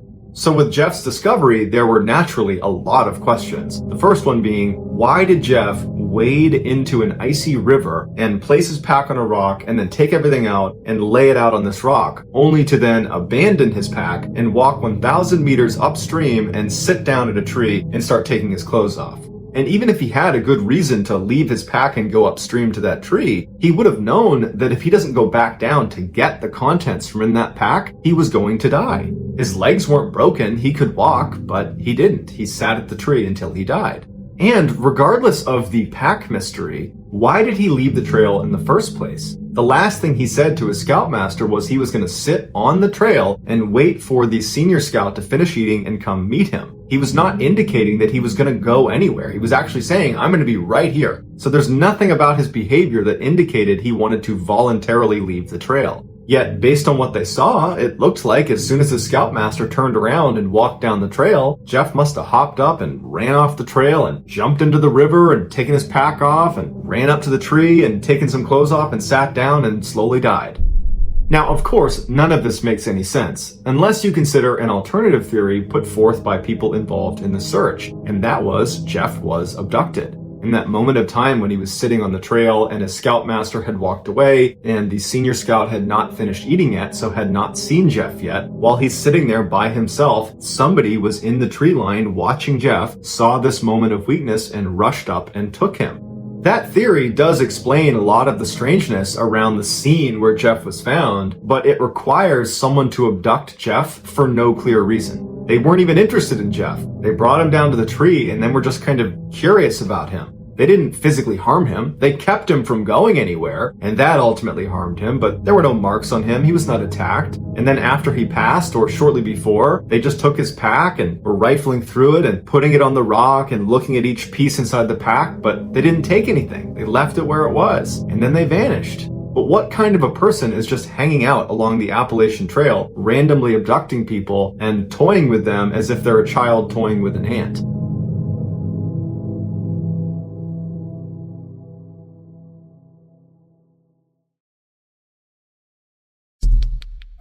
The next and final story of today's episode is called Into the Forest.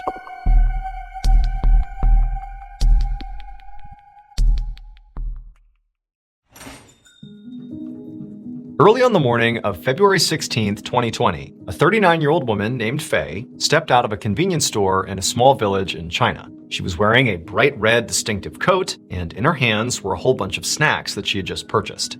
So Faye had lived in this village her whole life. She was a very simple person, and she had a really specific daily schedule that she basically always adhered to. And it was, she would get up early, she would throw on her jacket, and she would head out to this convenience store, get some snacks, and then she would either go back home where she lived with her husband, or she would go to her parents' house or her sister's house to pay them a visit. And that was basically what she did every single day. And so this day had started exactly the same as every other day, and after she left the store and she began eating some snacks and, thinking about where she was going to go next, whether it was her house or a relative's house, she's walking down this road when suddenly she hears people calling out to her. And so she stops and she turns, and there are these 5 people that are clustered together standing at the top of this trailhead.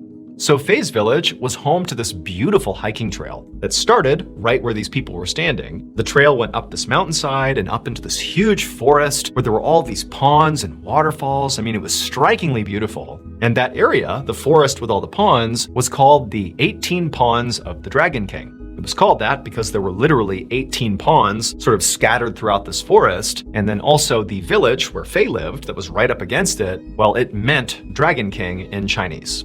But even though Faye had grown up here, she had never once gone on that hiking trail. She had heard about it, and loads of her friends and family had all been up there and talked about its striking beauty, but Faye, she had always stayed away. But there was actually a pretty good reason for that. So Faye, when she was younger, she had this tumor. And in order to get rid of it, she had to take all this medication that was pretty physically harmful and left her with some pretty serious long-term effects. And even though the tumor, did go away and she recovered, that process of recovering and taking all those medications and going to the doctor, it sort of instilled in her this mentality that she was frail and delicate and that she shouldn't take any chances and risk getting hurt. And so she really never did anything that was even remotely risky or even perceived to be risky. Like, for example, hiking up into the mountains. Too risky for her, and so she avoided it. And instead, she kind of developed this really simple, safe daily routine of getting snacks and visiting family, and that's all she ever did. And while in some ways this did, keep Faye safe, it also made her very isolated and lonely. She didn't really have any friends or do anything. She was just kind of stuck in her ways. And so Faye is on this road, and these 5 villagers over at the trailhead have just deliberately called to her by name. They're saying, "Hey, Faye, over here." And Faye's turned and she's looking at them, and they're clearly getting ready to go hike up into the 18 ponds of the Dragon King. And they tell her, "Hey, come with us, come hiking with us, come check it out." And for Faye, this was so unusual. This was not even remotely how her life went, that there was something in her that for a second just felt really excited. I mean, she did sort of rely on her schedule and her discipline of doing the same thing every day. It kept her safe. But this sudden invitation from these people, these villagers, it just felt like, why not? Why not do something different for once? And she's also thinking, how dangerous can it be? I'm with other people. They seem really competent. Maybe this is a good idea. Maybe I'll just go with them. What the heck? See what happens. And so Faye found herself just sort of drifting over to these very friendly 5 people and saying, "You know what? What the heck? Yeah, I'll come with you. I've never been up there. I'm sure it's great. Let's go." And so sure enough, Faye and her newfound 5 friends from the village, they begin hiking up this trail. And over the next couple of hours, Faye is seeing a beautiful landscape that she was so close to her whole life that now she's seeing for the first time. And it's like revelatory. She can't believe that she's lived this close to this majesty for so long and she's never seen it. This was a life-changing experience for her. And so her mood is just so good, and these 5 people are so wonderful, and they're all chattering and talking about their lives, and Faye's opening up about hers and her health scares and all these different things, and eventually they make their way into this forest, which is really dense, but they eventually reach one of these ponds, one of the 18 ponds, and it's got this huge clearing, and all the sunlight's pouring in, and there's a waterfall leading into the pond. It's truly stunningly beautiful. Faye's friends, they all take a seat right on the shore of the pond, and they break out some snacks, and Faye, she sits down, she's got those snacks she bought from the convenience store, and they basically have a picnic right on the shore. And for Faye, it was like this was the most amazing day, potentially, of her whole life. She had broken out of her comfort zone, she had met these wonderful people who were so inclusive, and here she is experiencing this unbelievable natural beauty, like the day couldn't get any better. But as she was sitting there on the side of the pond, enjoying this beautiful scene, she started to feel really intensely fatigued. And at first she's thinking, oh, of course, I don't really get out much and exercise much, and I just hiked up this mountain into this forest. Of course I'm tired. But she felt herself kind of slumping back on the rock she was on and almost like positioning herself like she might lay down and sleep. And then before long, it was like the world around her began getting hazy and, she could see her friends still talking and they weren't really looking at her. They're just kind of enjoying their food. And then it was like Faye just could not keep her eyes open, and she put her head down, closed her eyes, and she fell asleep. When Faye woke up again, she was still laying in that same spot, but now it was dark. And also, her 5 friends were gone. She was all alone next to this pond in the middle of this forest. And for Faye, it was like immediately this jolt of panic rocketed through her.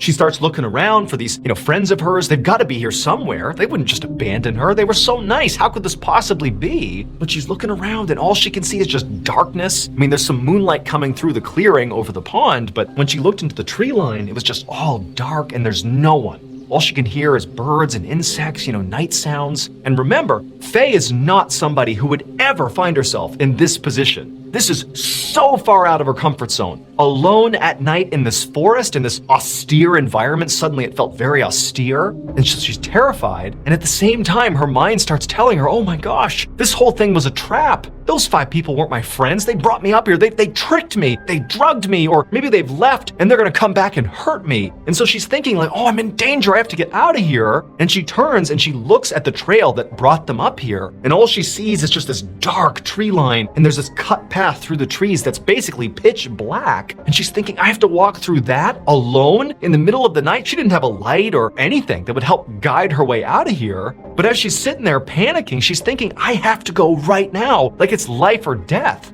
And so she stands up and immediately she feels really weak on her feet. Like she's super fatigued still, but it's like adrenaline is coursing through her body. She's got to get out of here. And she starts stumbling her way into the tree line where it's super dark. And she's trying to stay on this trail, but she keeps deviating because it's so dark. And she's bumping into trees and she keeps hearing noises all around her that she's convinced are these 5 people coming back to hurt her, or animals, or she doesn't know what. I mean, she is in full panic mode here, but just for hours, or what felt like hours, she just stumbled through these trails, getting completely disoriented. And finally she comes to the stream and she just stops and she's sitting there and she realizes, the sun is starting to come up. So she kneels down and she scoops some water into her mouth. And right as the sun comes up across the mountainside, there's enough light that miraculously she realizes she can actually see a path down the side of the mountain that she believes will bring her back to her village. Like she's going to get out of here unscathed, presumably. And so she kind of catches her breath. She gets another sip from the stream. And then with the help of the sunlight, she navigated her way to this trail that she could see, and down the mountain she went.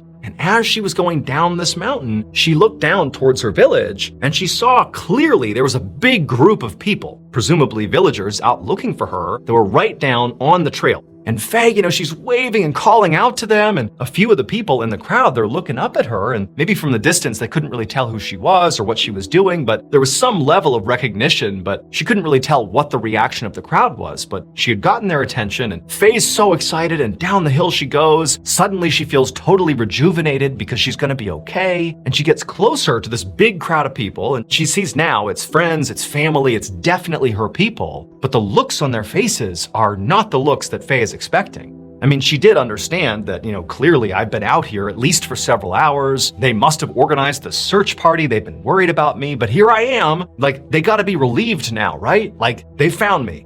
But no, the looks on all these people's faces were of shock, were of horror, not really sure what to make of Faye coming down the mountainside toward them. And then, when Faye got close enough to the group that she could actually make out individual faces, Faye saw her sister in the crowd. And she waved to her sister and said, hey, I'm okay, it's okay, everything's fine, like come on, everything's fine. And Faye's sister kind of broke ranks very hesitantly, and then she finally jogs up to Faye and the two embrace, and it's this really emotional moment. And Faye's sister says to Faye, where have you been? And Faye kind of steps back from her and says, oh, yesterday or a few hours ago, I don't know, I kind of lost track of time, but I think it was yesterday, I saw these 5 people and, we kind of made our way into the mountains. I don't know, I shouldn't have done it, but I fell asleep and, here I am. I'm so sorry if I scared you, but I'm okay. But Faye's sister, it's like she was hearing what Faye was saying, but couldn't process it. And eventually her sister kind of stepped back and looked at Faye and just said, that can't be true. You've been gone for 17 days. Faye didn't really have time to appreciate what she had just been told, nor did the group really have time to appreciate that Faye apparently has shown back up again. Because pretty much immediately, Faye was rushed to the hospital where doctors discovered she had lost 60 pounds, she was horribly malnourished and dehydrated. I mean, they didn't understand how she was still alive. And while Faye is being treated, she began to hear what had happened over the past 17 days she had been gone.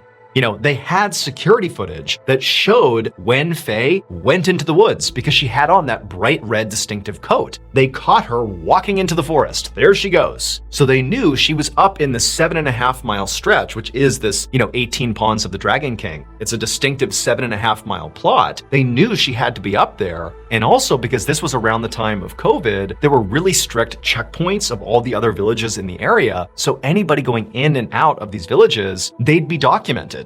And they knew Faye had not gone into any of the surrounding villages, so she had to be in the 18 Pawns of the Dragon King, that 7.5 mile stretch. But despite launching a huge search party into that 7.5 mile stretch to go look for her, and also firing off fireworks left and right to try to get her attention, not only did nobody find any trace of Faye, but Faye would also say, I never heard fireworks, I never heard or saw any searchers. From her perspective, it literally felt like she had just fallen asleep for a few hours and woken up, and here she was, not 17 days. But eventually, Faye would actually go into detail about the specifics of what she remembered about this ordeal. Namely, she would talk about those 5 people, her new friends who sort of encouraged her to go up into the 18 pawns of the Dragon King. And she remembered their names, what they looked like. She remembered discussions she had with them. And she painted them as wonderful people, but it's like she just woke up and they were gone. And so she thought, maybe they had tricked her and, maybe they drugged her and that's why she can't remember this stuff, or she didn't know what, but she couldn't reconcile the fact that they seemed like such nice people, but must have had something to do with what's happened here.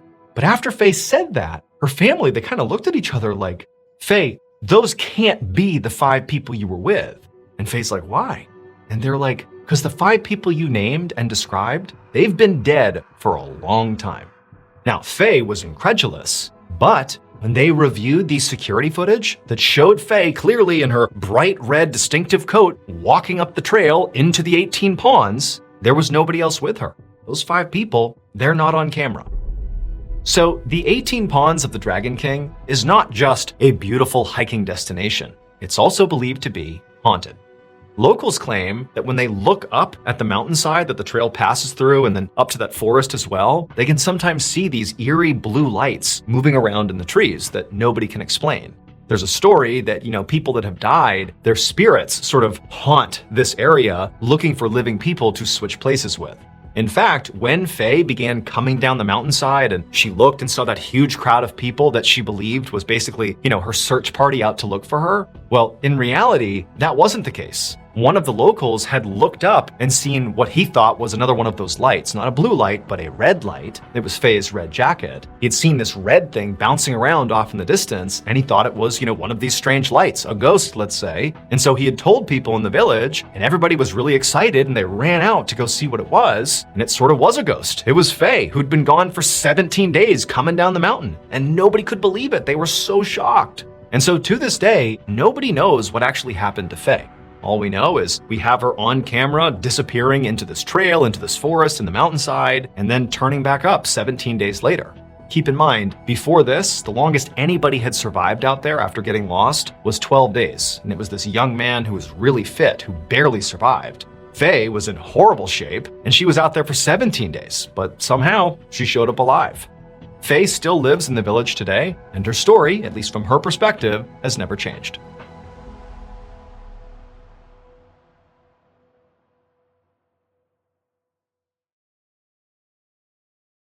A quick note about our stories. They are all based on true events, but we sometimes use pseudonyms to protect the people involved, and some details are fictionalized for dramatic purposes. The MrBallen podcast, Strange, Dark, and Mysterious Stories, is hosted and executive produced by me, MrBallen. Our head of writing is Evan Allen, produced by Jeremy Bone and Cole Lacasio. Research and fact-checking by Shelley Shue, Samantha Van Hoos, Evan Beamer, Abigail Shumway, Camille Callahan, Alex Paul, Ben Fasciano. Research and fact-checking supervision by Stephen Ear. Audio editing and post-produced by Whit Lacasio and Jordan Stidham. Production support by Antonio Manata and Delana Corley.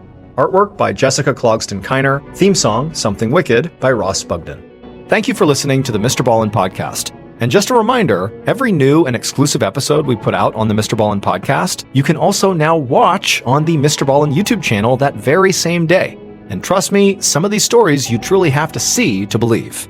Again, my YouTube channel is just called MrBallen.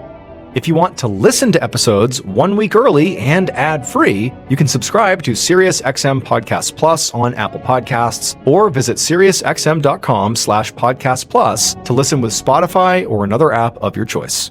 So that's going to do it. I really appreciate your support. Until next time, see ya.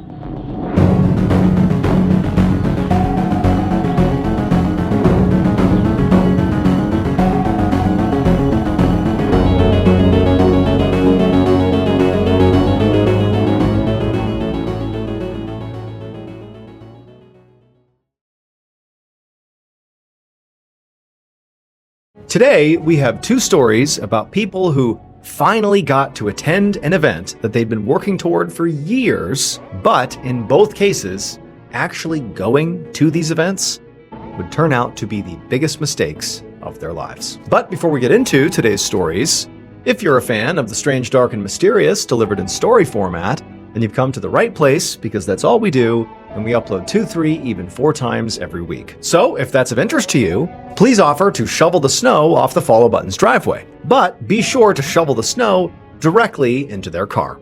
Also, please subscribe to our channel and turn on all notifications so you don't miss any of our weekly uploads. Okay, let's get into our first story called The Evidence.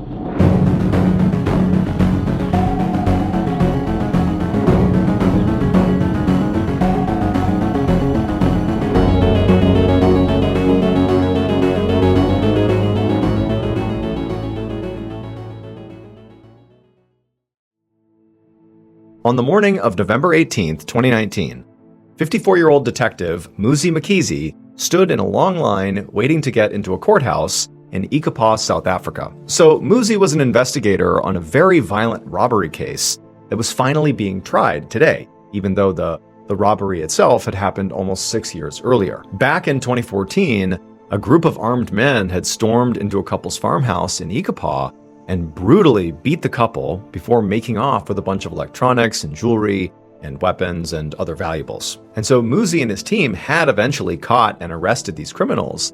And in fact, they were even able to recover some of the items that had been stolen. In fact, now, Muzi had one of those stolen items with him to present as evidence at today's trial. Muzi had done this kind of court duty plenty of times in his career. But today, he felt really drained. On top of his trial prep for, this case, he'd also been working other active cases and also mentoring junior detectives. And Muzi was not young and energetic anymore. He was nearing retirement age, and all these obligations were really starting to take a toll on him. But the biggest thing that was really exhausting Muzi was this robbery case itself.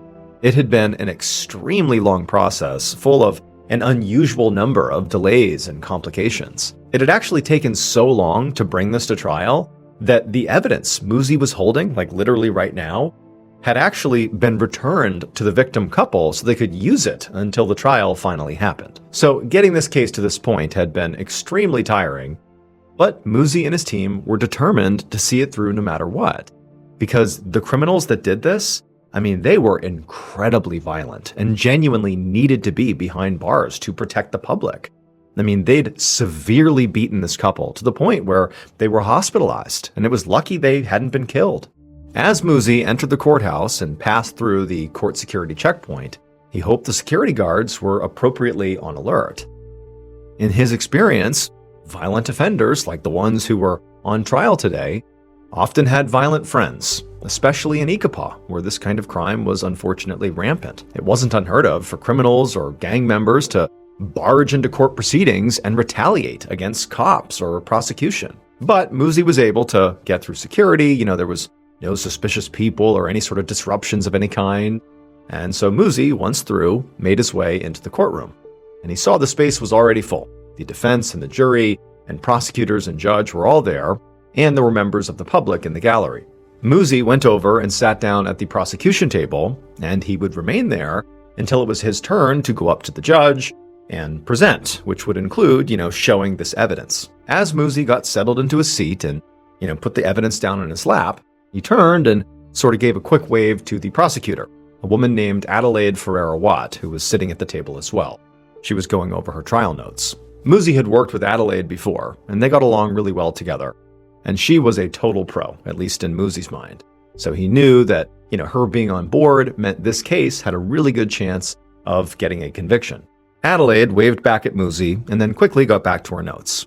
And Muzi took a look around the courtroom and everything seemed quiet and, again, there was no sign of any gang members or criminal friends charging in to cause problems. And, Muzi just hoped it would stay this way and that the trial would go smoothly and end the way he hoped it would. A few minutes later, and the judge sort of called the court to order and got the trial started, at which point Adelaide got up and began to present the case. And at this moment, despite the fact that Muzi had waited almost 6 years to get to this point, at this moment when it finally was happening, he just felt this enormous wave of exhaustion sweep over him. He wasn't energized, it was sort of the opposite. It was like relief. And also, the room they were in was pretty hot and, he was pretty tired, and before long, his eyelids got heavier and heavier, and eventually his head kind of slumped over to the side, and he dozed off. And at first, everything was fine. For a couple of minutes, Muzi just slept in the courtroom, and nobody even noticed or cared. Everything was okay. But then at some point, there was this sudden, very loud scraping sound. It was the sound of a bunch of chairs in the courtroom moving across the ground, and it was just very loud, and it woke Muzi up, but really abruptly. He was startled by the sound, and when he woke up, in his, sudden jolting awake, he dropped the evidence that he was supposed to be in charge of onto the ground. And so he's getting up, he's getting his bearings, realizing that it's kind of embarrassing. He was asleep. Did anybody see him? What's going on? Everyone's moving around. He sees the evidence on the ground, so he goes under the table, he scoops the evidence back up, and as he's sitting back up, he hears this loud, deafening bang echo through the courtroom, and he still really doesn't know what's going on. He just woke up, it's sort of chaotic in the room, and then he hears this scream coming from the side, sort of over to his right, and he turns and he realizes the scream came from the prosecutor, Adelaide. And so Muzi looks over the table, and he sees Adelaide laying on the ground, and she's clutching her hip, and her hip is now gushing blood. And so obviously she's been attacked. That loud banging sound he heard was almost certainly a gunshot or an explosion of some kind. And so Muzi immediately is thinking, clearly the friends or affiliates of these criminals on trial have stormed the courthouse and they've attacked us. They've attacked Adelaide. Are there more shooters here? Are there more attackers in the building? And so Muzi, who again, he's only woken up 30 seconds ago, he's still sort of confused. He begins looking around the courthouse for, perpetrators, someone who's attacking, a gunman or something. But all he sees is just the chaos of people trying to flee the courthouse and others rushing up to Adelaide to try to render care. There were no perpetrators. There were no gunmen. There was nothing. It was just chaos. And so for a second, Muzi is just sitting there, not really even sure what to do, almost paralyzed by shock. And also, again, he's just woken up. He's sort of getting his bearings. And then he thinks of something. He's looking around the courthouse, this crazy scene, and he realizes that there is no gunman. There's no perpetrator. There's nobody. There's nothing, which can only mean one thing. So to understand what happened inside of that courtroom, you first have to understand something about South African police procedure. And that is that in South Africa, as in most countries, after evidence is taken from the scene of a crime, it's examined and determined to be safe and then transferred to an exhibit room until it's time for trial. However, unlike in other parts of the world, in South Africa, there are exceptions to this procedure. And this trial had taken almost 6 years to start. And because of that huge time lag, some of the evidence that was recovered from the robbers' homes had actually been returned to the victim couple it was taken from, so they could just use it until the trial finally happened. The couple had returned that particular evidence to the police that morning, and Muzi had been charged with bringing that evidence to court and literally holding that evidence. But Muzi, when he did this, didn't double check to make sure this evidence was safe to be in a courtroom. And sometime after Muzi fell asleep in the courtroom, the judge had announced that it was time to take a break. And so the scraping of chairs that woke him up was the sound of people getting up to leave. But for Muzi, it startled him and he sat up really suddenly, what's going on? And he dropped this evidence onto the ground. And it would turn out this was the worst thing that could have possibly happened, because this particular evidence was a shotgun. And when Muzi, sort of in his panicked, instinctive state, when he first woke up and he saw the evidence on the ground, he reached down to grab it, to pick it back up, because he was supposed to hold this thing for the whole trial and present it. The last thing he needed is people to see that he had fallen asleep and dropped it on the ground. But when he scooped it up, the gun, again, because it had not been re-examined, it would turn out it was still loaded. And so as he scooped it up, he accidentally hit the trigger and fired it, and it hit Adelaide, severed an artery, and killed her. But Muzi, was so confused by the chaos of the scene that at first, he didn't even realize he had fired the gun. He just scooped up the gun, heard the bang, and he's like, what's going on here? And it was when he realized there was no gunman that he looked down, and he realized the shotgun was aimed right at Adelaide. He must have shot her. Muzi ultimately pled guilty to culpable homicide and negligence, and he was ordered to serve a 6-year prison sentence. However, it was suspended.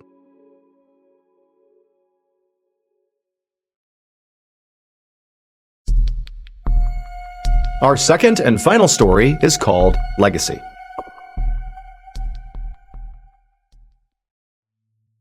On the morning of July 14th, 1912, a 21-year-old athlete named Francisco Lazaro stood in his hotel room in Stockholm, Sweden, getting dressed and ready for the day.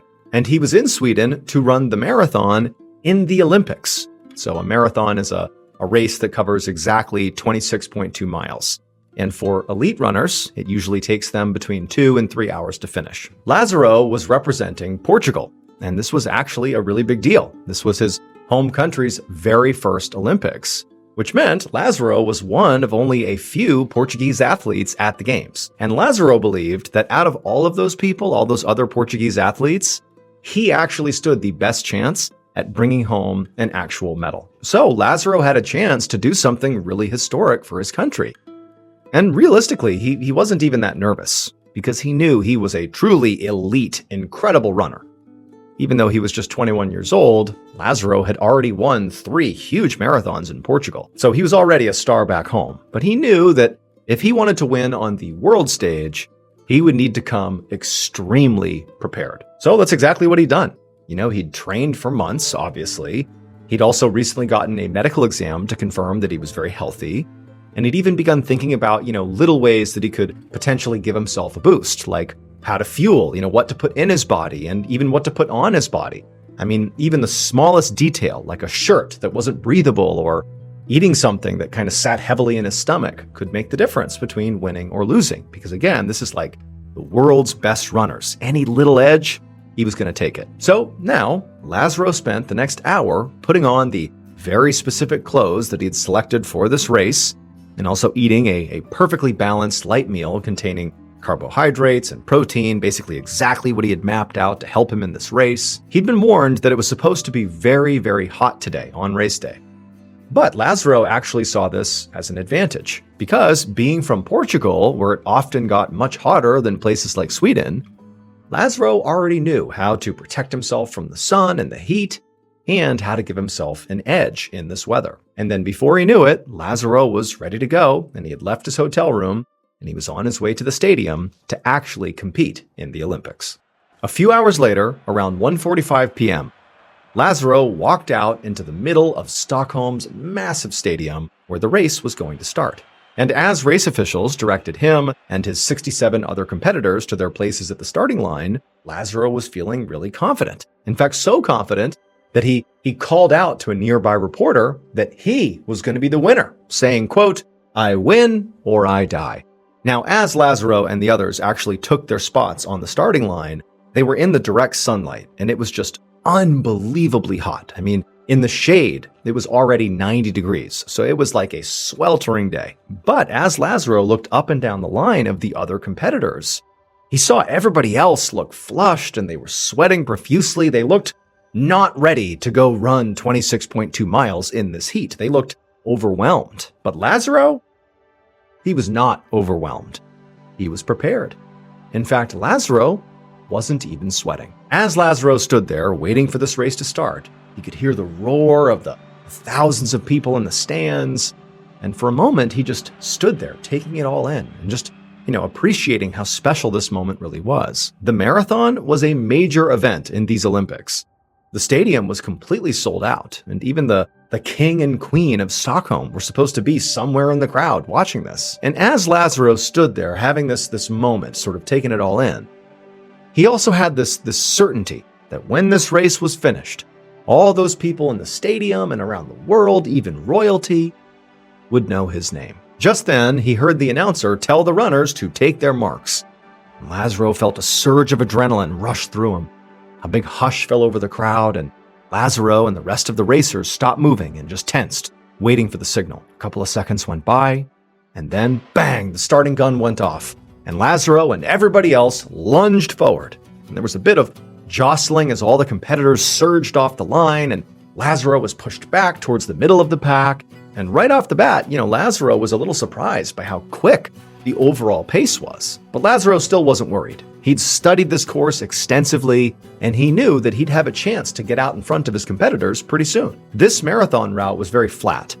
But Lazaro was used to competing in Portugal, which had much more mountainous terrain. So he was sure that once the other runners invariably started to get tired, especially from this hot weather, he'd still be feeling fine and he could move out in front. So Lazaro just decided to hang back and wait to make his move as they moved out of the stadium and onto the dirt road beyond. And for the next hour and a half, he stuck to his plan and just kept his pace steady in the back.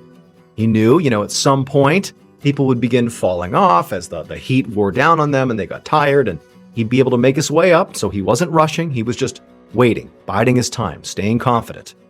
In fact, as he was sort of keeping his pace in the back, he even was able to give another soundbite to one of the reporters that was on the road, telling her that he was feeling great. For the first half of this marathon, Lazaro really felt like he was running the race of his life.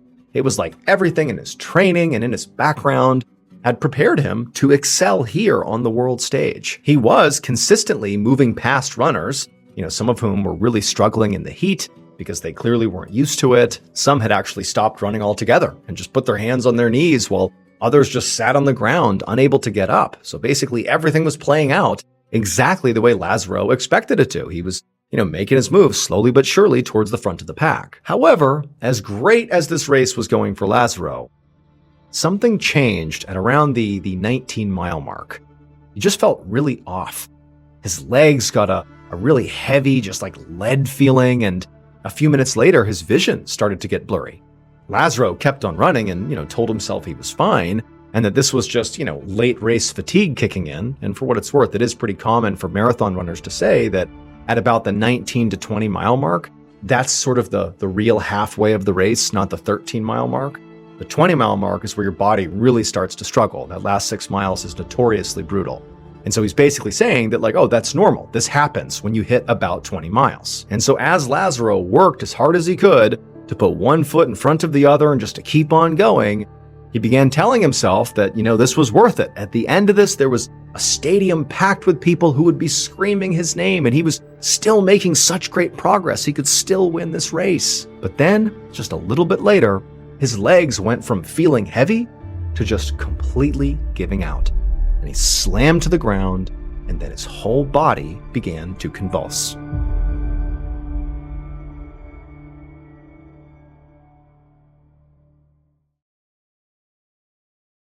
Within the hour, at a local hospital, an emergency doctor greeted a crew of Olympic medical staff as they wheeled in a man on a stretcher. They explained that this man was named Francisco Lazaro, and he'd collapsed in the middle of the marathon. And the doctor was really not surprised by this.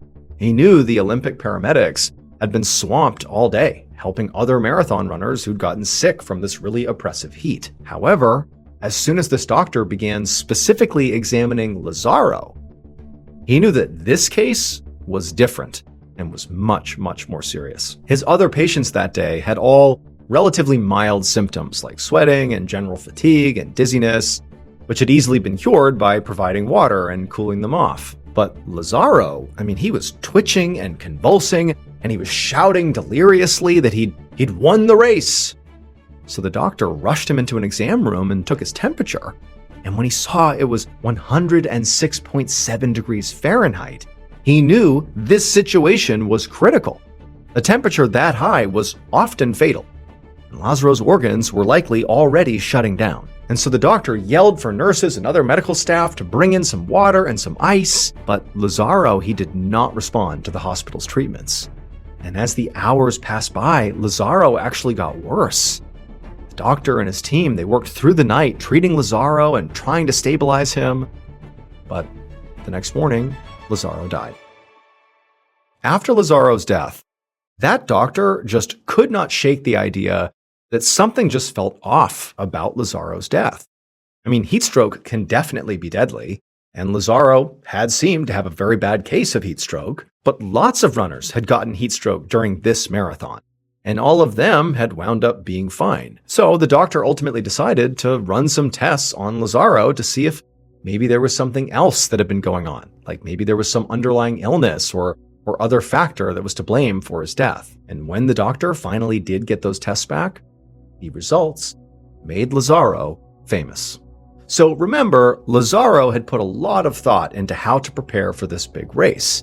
He trained extremely hard, he ate right, he chose the right clothes, the right shoes, and critically, he took very specific measures to protect himself from the heat, which he knew was going to be a factor. And at first, it seemed like all the measures he had taken in advance of this race had paid off. Especially when Lazaro looked down the line at the start and he saw all the other runners were like pouring sweat and flush and just looking horrible. It just seemed like everybody was already exhausted before they had even started. But not Lazaro. He wasn't even sweating because of one of the precautions he had taken. But not sweating in this type of heat was actually a very bad thing. Sweat is the body's way of cooling itself down. So Lazaro's lack of sweat was actually a sign that he was in danger. And it was all thanks to Lazaro's extra strong sunscreen. Because it would turn out Lazaro was so prepared that he went out and found what he thought would be the best and most powerful sunscreen option ever.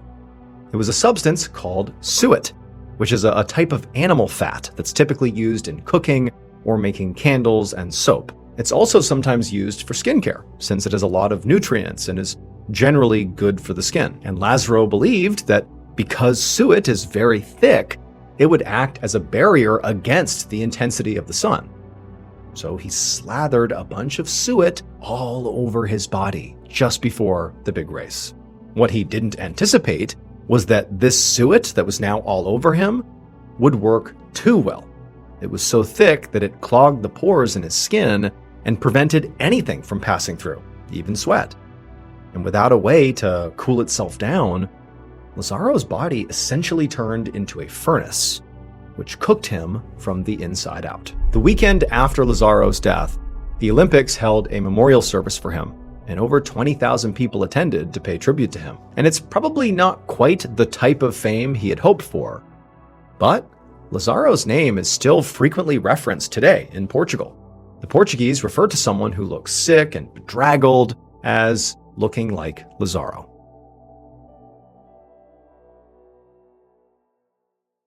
A quick note about our stories. They are all based on true events, but we sometimes use pseudonyms to protect the people involved, and some details are fictionalized for dramatic purposes. The MrBallen podcast, Strange, Dark, and Mysterious Stories, is hosted and executive produced by me, MrBallen. Our head of writing is Evan Allen. Our head of production is Zach Levitt. Produced by Jeremy Bone. Story editing by Evan Allen. Research and fact-checking by Shelley Shue, Samantha Van Hoos, Evan Beamer, Abigail Shumway, and Camille Callahan. Research and fact-checking supervision by Stephen Ear. Audio editing and post-produced by Whit Lacasio and Cole Lacasio, Perry Crowell, and Jordan Stidham. Mixed and mastered by Brendan Kane. Production coordination by Samantha Collins. Production support by Antonio Manata and Delana Corley. Artwork by Jessica Clogston-Kiner. Theme song called Something Wicked by Ross Bugden. Thank you for listening to the MrBallen podcast. And just a reminder, every new and exclusive episode we put out on the MrBallen podcast, you can also now watch on the MrBallen YouTube channel that very same day. And trust me, some of these stories you truly have to see to believe. Again, my YouTube channel is just called MrBallen. If you want to listen to episodes 1 week early and ad-free, you can subscribe to SiriusXM Podcast Plus on Apple Podcasts or visit SiriusXM.com/Podcast Plus to listen with Spotify or another app of your choice. So that's going to do it. I really appreciate your support. Until next time, see ya. On June 20th, 2004, a restaurant manager stood at the host stand of a seafood spot in Orange County, California. It was the dinner rush, and he was on takeout duty. So, when a fairly frantic customer came in asking about their to-go order, the manager quickly hurried off to grab it. He found the order, and he carried it back, and as he rang this customer up, he could tell this customer was in a huge hurry. They kept looking over their shoulder and tapping their fingers on the counter, and after everything was done, the customer basically took the food and literally ran out. Now, the manager definitely thought this customer was acting really strange. He had never seen anybody sprint out of the restaurant before. But quickly, he got distracted with another order and kind of forgot about the whole thing. That is, until a few days later when police showed up, asking the manager to tell them everything they could remember about that strange customer. But before we get into today's story, If you're a fan of the strange, dark, and mysterious delivered in story format, then you've come to the right place because that's all we do. So, if that's of interest to you, the next time the follow button has a blinding headache, offer them some aspirin. But don't tell them it's not really aspirin, it's just really strong laxatives. Okay, let's get into today's story.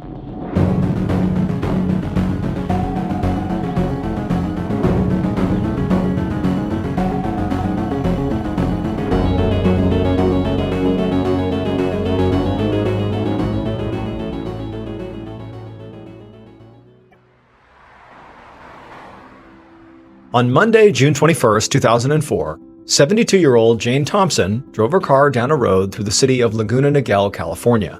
She was on her way home from a weekend trip to Los Angeles, which was about 50 miles north of Laguna Niguel. And because LA was so chaotic and full of activity and constant stimulation, Jane actually really appreciated this commute back home, this 50-mile drive. It was a time to be by herself and sort of decompress from being in the city. So Jane used to live in Los Angeles, where she had worked for decades in the film industry. But she had retired and moved to Laguna Niguel 7 years earlier. And this move had been like a total lifestyle change for Jane, because her career in LA had been fast-paced and exciting. She'd been an assistant to some really important people in Hollywood, and then also she was an award-winning producer, and then a decorator for various Hollywood celebrities. It was sort of very glamorous what she was doing. So even though Jane was generally a pretty quiet person who appreciated her alone time, like driving in the car right now, it still had actually been really hard to completely transition to the slow pace of life outside the glitz and glamour of Hollywood, especially because her girlfriend, Marion Reese, still lived in LA. Jane had known Marion for decades at this point. They'd started out as coworkers because Marion owned a production company and Jane had produced a lot of projects for her. Then at some point years ago, their relationship turned from a, working friendship into a full-blown romance, and they'd been involved ever since. And even though now they lived over an hour's drive apart, they still spent a lot of time together. Jane was actually going back to LA again on Friday because they had tickets to the opera, and then also Marion was going to be joining Jane on a cruise to Europe the following week. But for right now, Jane just kind of looked out her window as she drove by a cluster of houses. And she noticed outside one of those houses, she saw her friend, Mary Larkin, gardening in her front yard. Jane had known Mary for years, and she was really Jane's closest friend in town. They'd spent countless nights talking and drinking wine together, sometimes with Mary's other next-door neighbor, Karen, who had also become a close friend. So, naturally, Jane slowed down in her car, and she rolled down her window, and she called out to Mary to say hello, and to remind her that they were due for a wine night sometime soon, before she left for her cruise. And Mary, after hearing this, nodded enthusiastically and said she would for sure give Jane a call. After that, the two women said their goodbyes, and then Jane kept on driving.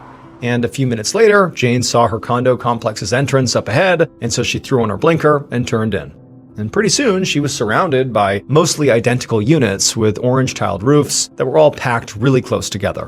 But Jane loved her neighborhood.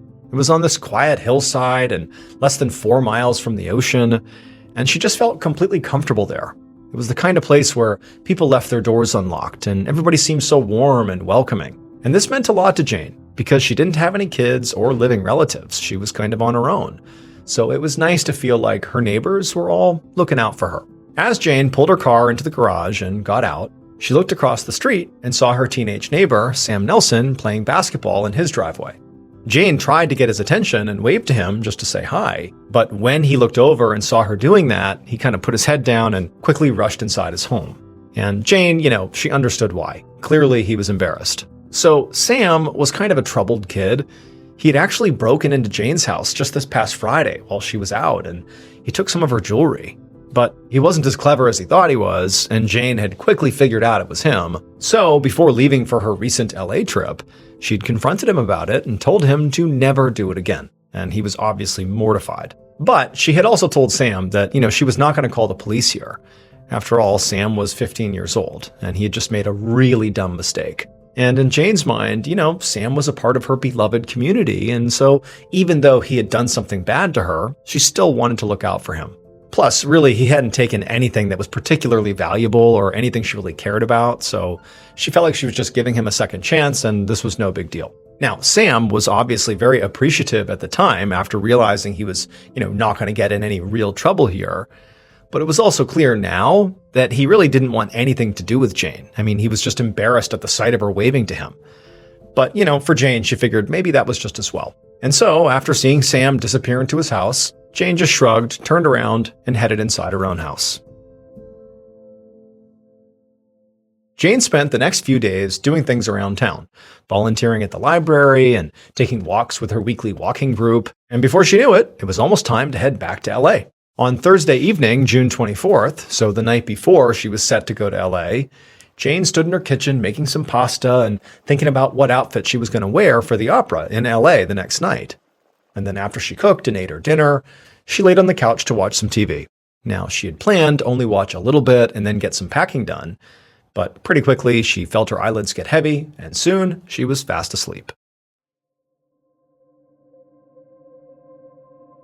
3 days later, on Sunday afternoon, Jane's friend and neighbor, Mary Larkin, the woman she had seen when she was driving home from LA, drove up to Jane's house with their other friend, Karen Hamara, and they jumped right out of the car. Mary had an undeniable knot in her stomach, which had only been getting tighter by the minute ever since Jane's girlfriend, Marianne Reese, had called earlier to say that Jane had never showed up in LA for their trip to the opera, and now she was not answering her phone. And when she heard this, Mary immediately became very worried because, Jane just didn't flake on people without calling. And so given Jane's age, it seemed entirely possible that maybe she had an accident or medical emergency at home and needed help, and that's why nobody could get in touch with her. So after she herself tried calling Jane a few times, but with no luck, Mary had gone over to her neighbor Karen's house and asked her if she would come with her to go to Jane's house, just to make sure Jane was okay. And on their drive over, Mary had convinced herself, despite that feeling in her gut, that, everything would be okay. But now, as she went up Jane's driveway, she could see there were a few newspapers piled up at the end of it, which made her even more anxious that something was wrong here. And so Mary hurried right up the driveway, went to the front door, and began knocking. But as she and Karen stood there, they couldn't hear anything inside the house. Nobody was coming to the door. And so finally they left the porch and went around to the back of Jane's house to try her back door. And when the two women got into Jane's backyard, Mary froze because she could see the sliding glass door that led into Jane's living room was clearly wide open. And so Mary and Karen, from right there in the yard, just began yelling through the open door for Jane, but there was no answer. Eventually, Karen began to walk towards the open door like she was going to go inside, but Mary instinctively grabbed her and just said, "Don't." She was shaking and could barely think straight, but Mary felt like they just should not go in there, that it was not safe. And so instead, the two women ultimately backed away and went to go call the police. A few minutes later, Mary and Karen stood out on the street in front of Jane's house, watching as a police cruiser pulled up. The women immediately went over to the two deputies that got out, and they tried to explain the situation, that their friend was not responding to phone calls and that their back door was wide open, which just seemed really strange, and nobody knows what's going on. And so the officers asked Mary and Karen to take them to the back of the house where this open door was, and so they walked around the side yard, they went back there, and when they got there, Mary watched as one of the officers just walked up to the open door and stuck his head inside and began to look around. And as soon as he did that, Mary could see his body began to tense up, like he had seen something inside. Mary blurted out like, "Hey, what's going on? What's wrong?" But the officer, looking in the home, he didn't respond. Instead, he turned to his partner and told him to secure the scene and call for backup. There was someone inside, and he could already tell they were deceased.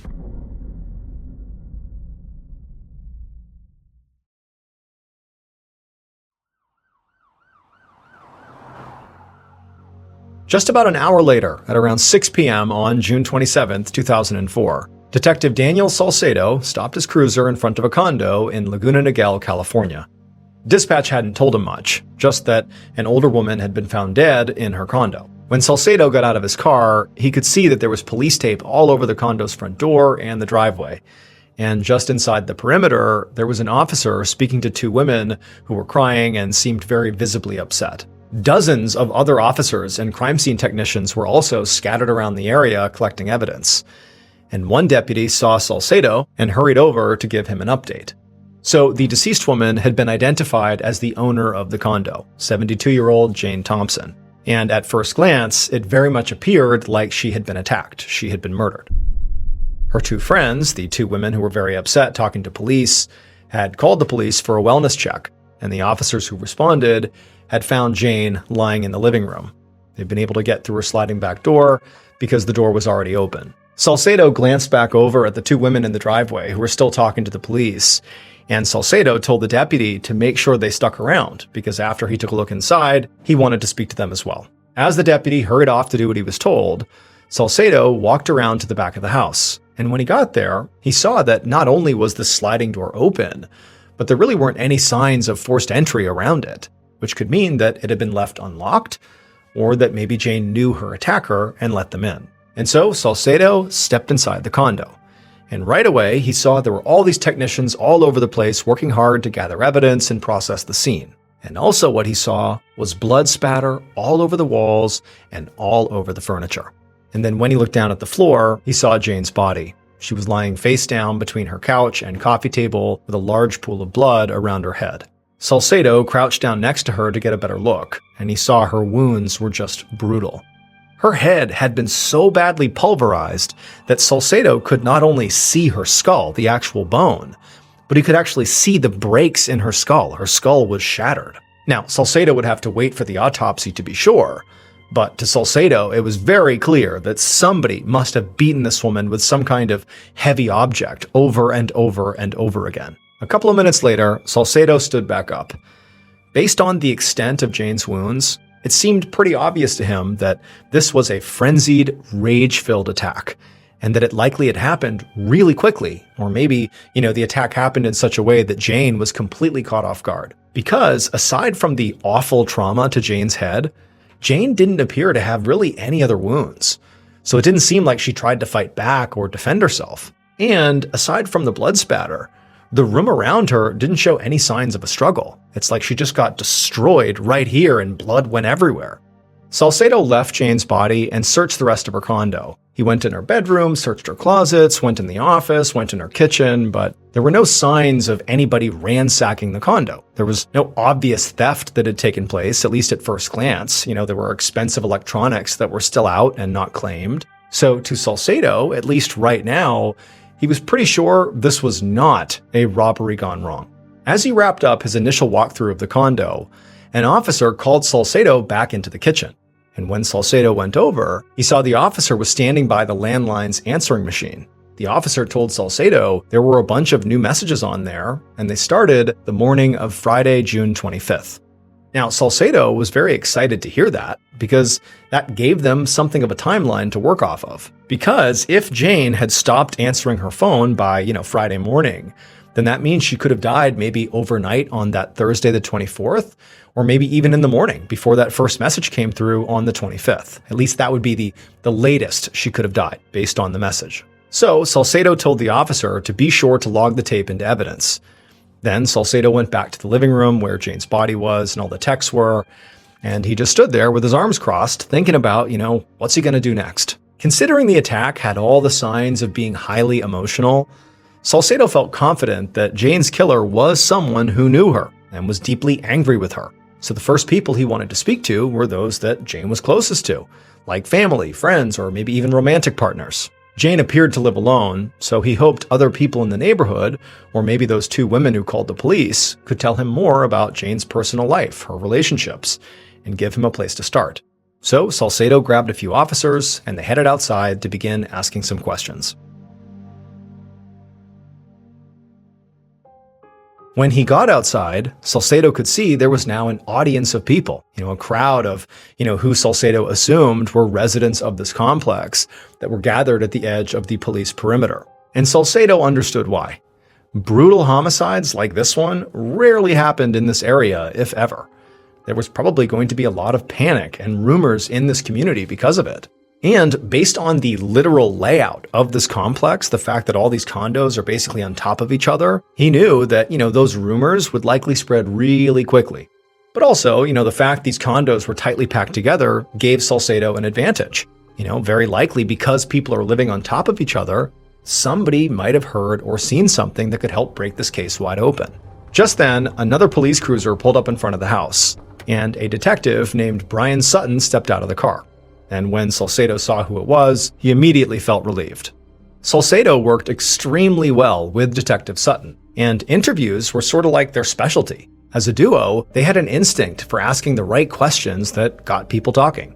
So Salcedo hurried over to Sutton and quickly told him everything he'd learned so far. And once Sutton was up to speed, they went right over to the two women who had called 911. Salcedo was eager to interview them as witnesses, but he also was not ruling out the idea that they could also be suspects. He was sure this had to be a personal crime, and they clearly had some kind of relationship with Jane since they'd come over to check on her. When Salcedo reached the women, he could tell they had calmed down quite a bit from when he had first seen them when he first arrived. And the women, they were composed enough to tell him their names, Mary and Karen. They then explained that they were good friends with Jane and they had come over to check on her. Because recently, Mary had gotten a call from Jane's girlfriend, Marion Reese, who lived in LA.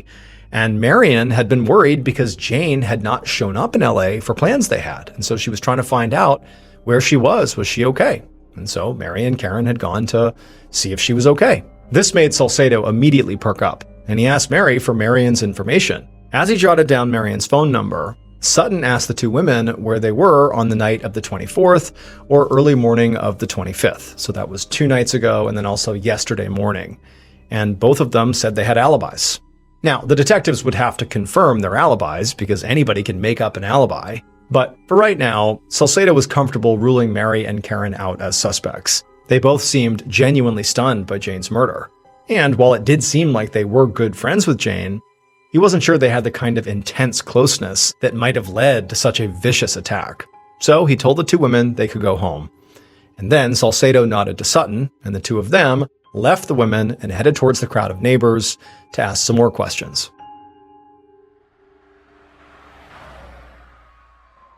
The next morning, Monday, June 28th, and Salcedo was behind the wheel of his cruiser with Sutton in the passenger seat. They were almost at the end of their long drive up to Los Angeles to interview Jane's girlfriend, Marion Reese. Salcedo was eager to get her statement, because right now, they didn't have that many other leads. The forensics team hadn't found any DNA or fingerprints at the scene to test against future suspects. And the canvas of Jane's condo complex the night before really hadn't yielded much either. They'd learned that no one had seen Jane since Thursday, which backed up the timeline they'd already gotten from the answering machine. But none of the neighbors heard or saw anything strange on that Thursday night. And according to her neighbors, Jane did not have any obvious tension with anybody in the community. She generally kept to herself, but was really well liked by everyone who met her. But Salcedo, again, from what he had just seen at the crime scene, felt sure that someone out there had to have had a problem with Jane.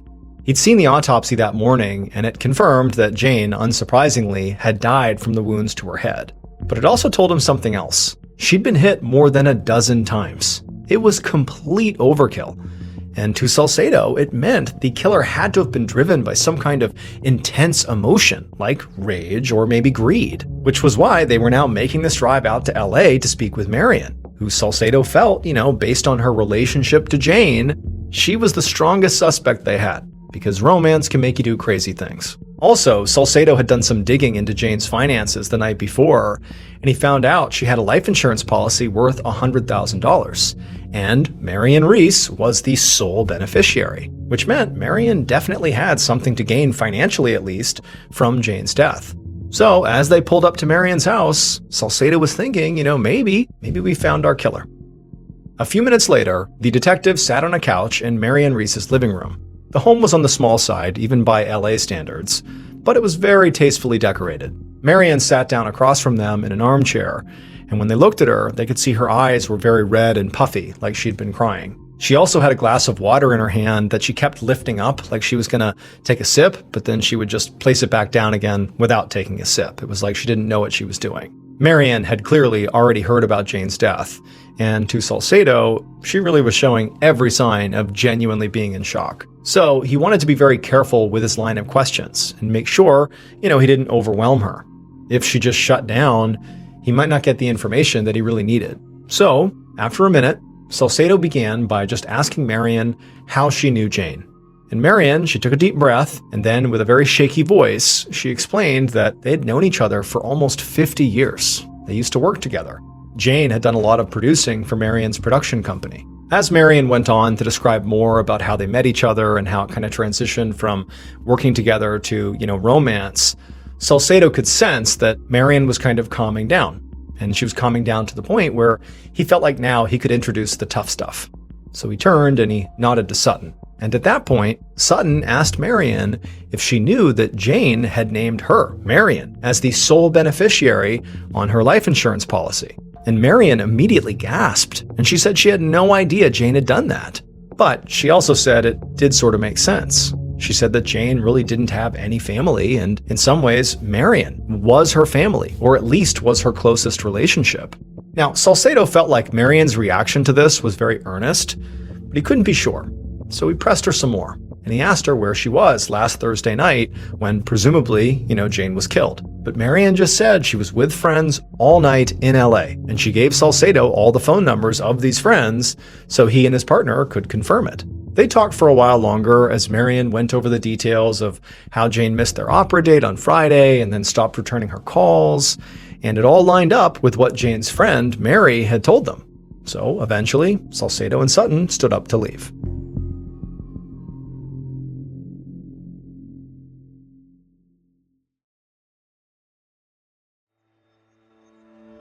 Over an hour later, Detective Salcedo and Sutton were back in Laguna Niguel, California, and they parked their cruiser in front of Jane's condo. On their drive back from Marion's house in LA, the detectives had called some of Marion's friends to confirm her alibi. And they all confirmed that on the night Jane was killed, they were with her and she was in LA. And so now Salcedo had to admit that Marion was looking less and less like a suspect. So now the detectives were back at Jane's condo to look into another working theory about what might have happened here. Maybe Jane's murder was a hate crime. So remember, this was back in 2004 when being a homosexual was just not as widely accepted as it is today. And so their theory was, maybe one of Jane's neighbors had seen Marion, Jane's girlfriend, visiting, or maybe heard about their relationship and they didn't like it, and so they lashed out.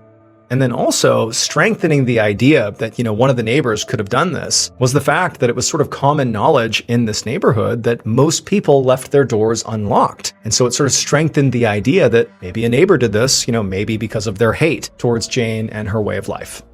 However, Sutton and Salcedo knew that actually investigating this theory was going to be extremely challenging. There were 144 houses in the complex, and so conducting a thorough investigation of every resident of all those houses was just going to take a lot of time. But they didn't have any other options, so the detectives got to work, and they went to the first house next to Jane's and knocked. A few hours later, Salcedo and Sutton returned to the Orange County Sheriff's Department. They had spent most of the afternoon talking to people who lived in Jane's condo complex, and while they hadn't talked to everyone, they already had to admit that their hate crime theory was looking sort of like a wash. Most people didn't even know Jane was in a relationship at all, since her girlfriend, Marion, lived in a different city, so they didn't see her. And also, there was just nothing anybody in the neighborhood said that made the detectives think that Jane was being targeted really for any reason. But a few people had mentioned that recently there had been some burglaries in the complex, which was completely unheard of in a place like Laguna Niguel. Still, there was a huge difference between somebody breaking in and stealing some stuff and breaking in and bludgeoning someone to death. But it was a lead. And that's what Salcedo was thinking about as he and Sutton walked towards their desks. But before they got there, Salcedo had this epiphany.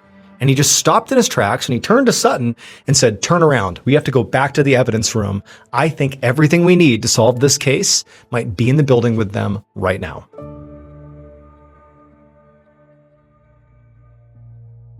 The following day, Salcedo and Sutton pulled up in front of a restaurant called the Beach House. The previous afternoon, Salcedo had suggested that he and Sutton go back to the evidence room and listen to Jane's answering machine tapes.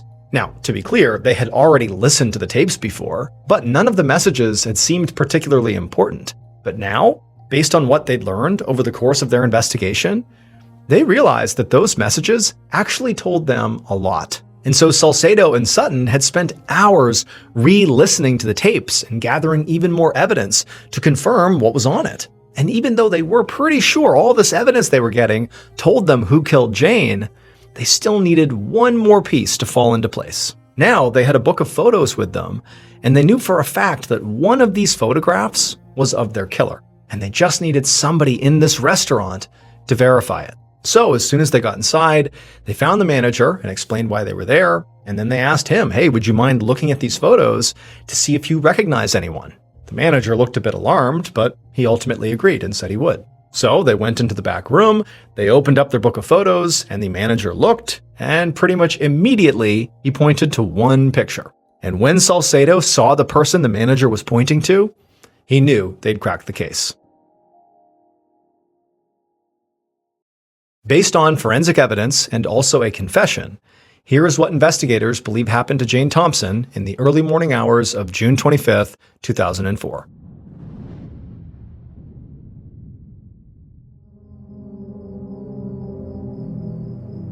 The killer, clad in dark clothes and gloves, and also holding a hammer, stood in the darkness right outside of Jane's back sliding glass doors. Now, the killer had already been to Jane's house a few times that night, but each time they had come earlier, they had ultimately chickened out and left, because when they would get there, they would look in the back door and they would see Jane asleep on the couch in front of the TV. But that was a problem. They needed Jane to leave the room and go to her bedroom to go sleep in there. But she wasn't doing that. But this time, as they stood outside the glass doors, they knew they had to go in there, or they would never get what they wanted from Jane, even if she was right there on the couch. So the killer took a deep breath and then reached forward and tried to open the back door. And it slid right open, just as they expected. It was unlocked. Once it was open, the killer very carefully, very quietly, stepped inside and made their way over to the couch where Jane was. They wanted to check to make sure Jane was still asleep. But as the killer is hovering over Jane, looking down at her, she's on her back on the couch, the killer practically fainted when Jane opened her eyes and looked right at them. And the killer was so surprised and so scared that they instinctively lifted up their hammer and brought it down on Jane's head. And the blow was so vicious that it sent Jane tumbling down onto the floor, and it also sent blood flying into the air, some of which landed in the killer's mouth. And to the killer, it tasted so bad. And in fact, it infuriated them, this bad taste. It infuriated them so much that it was like their mind just went blank. And they just began slamming her head with the hammer over and over again.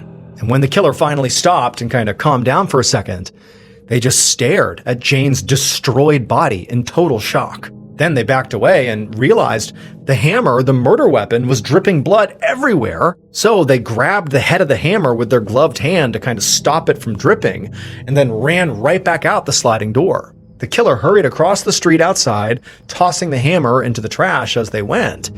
And when they finally got to their home, they stripped off their clothes, balled them up, and then tried to decide where to hide them. And as they thought about that, they looked out their bedroom window at the house across the street, where they'd just killed the one person who had given them a second chance.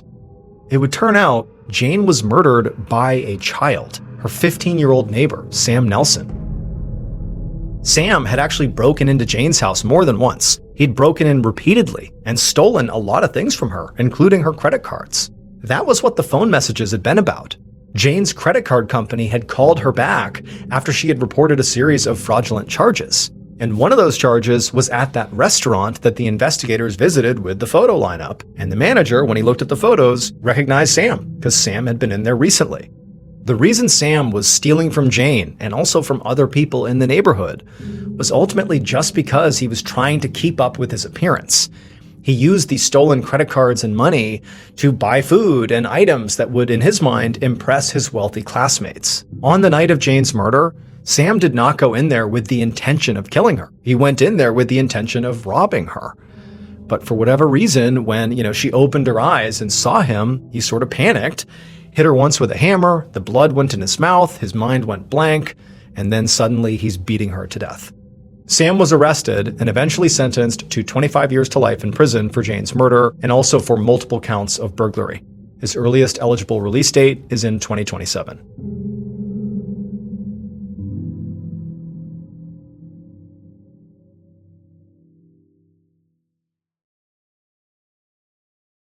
A quick note about our stories. They are all based on true events. But we sometimes use pseudonyms to protect the people involved, and some details are fictionalized for dramatic purposes. The MrBallen podcast, Strange, Dark, and Mysterious Stories, is hosted and executive produced by me, MrBallen. Our head of writing is Evan Allen, produced by Jeremy Bone. This episode was written by Kate Murdoch. Research and fact-checking by Shelley Shue, Samantha Van Hoos, Evan Beamer, Abigail Shumway, and Camille Callahan. Research and fact-checking supervision by Stephen Ear. Audio editing and post-produced by Whit Lacasio and Cole Lacasio. Additional audio editing by Jordan Stidham. Production coordination by Samantha Collins. Production support by Antonio Minata and Delana Corley. Artwork by Jessica Clogston-Kiner. Theme song called Something Wicked by Ross Bugden. Thank you for listening to the MrBallen podcast. And just a reminder, every new and exclusive episode we put out on the MrBallen podcast, you can also now watch on the MrBallen YouTube channel that very same day. And trust me, some of these stories you truly have to see to believe. Again, my YouTube channel is just called MrBallen. If you want to listen to episodes 1 week early and ad-free, you can subscribe to SiriusXM Podcast Plus on Apple Podcasts or visit SiriusXM.com/Podcast Plus to listen with Spotify or another app of your choice. So that's going to do it. I really appreciate your support. Until next time, see ya.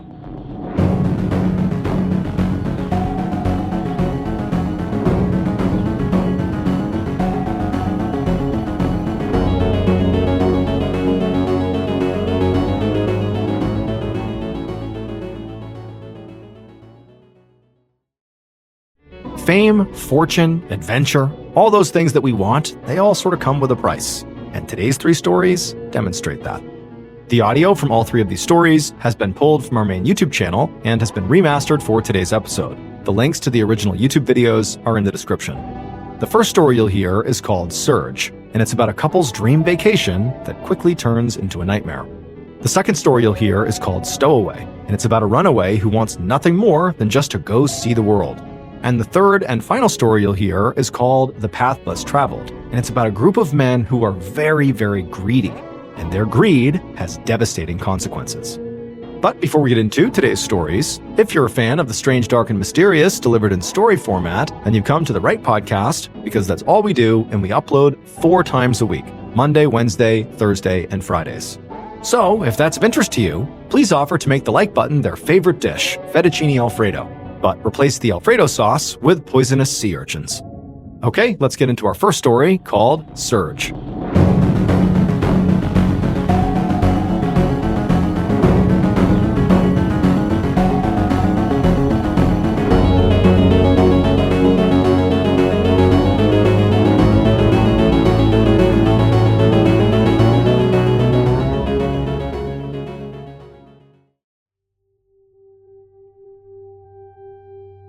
In October of 2007, Helena Carroll and her fiancé, John Cullen, had saved a little bit of money and they were torn on what to do with it.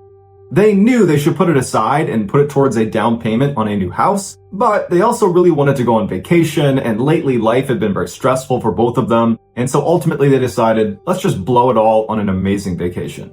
And so later that month, they flew off to Thailand. Over the course of their week, they spent most of their time at their resort, sitting in the pool and eating nice food, and they were having this really nice time. And on their last day, they decided they needed to do something a little bit more adventurous.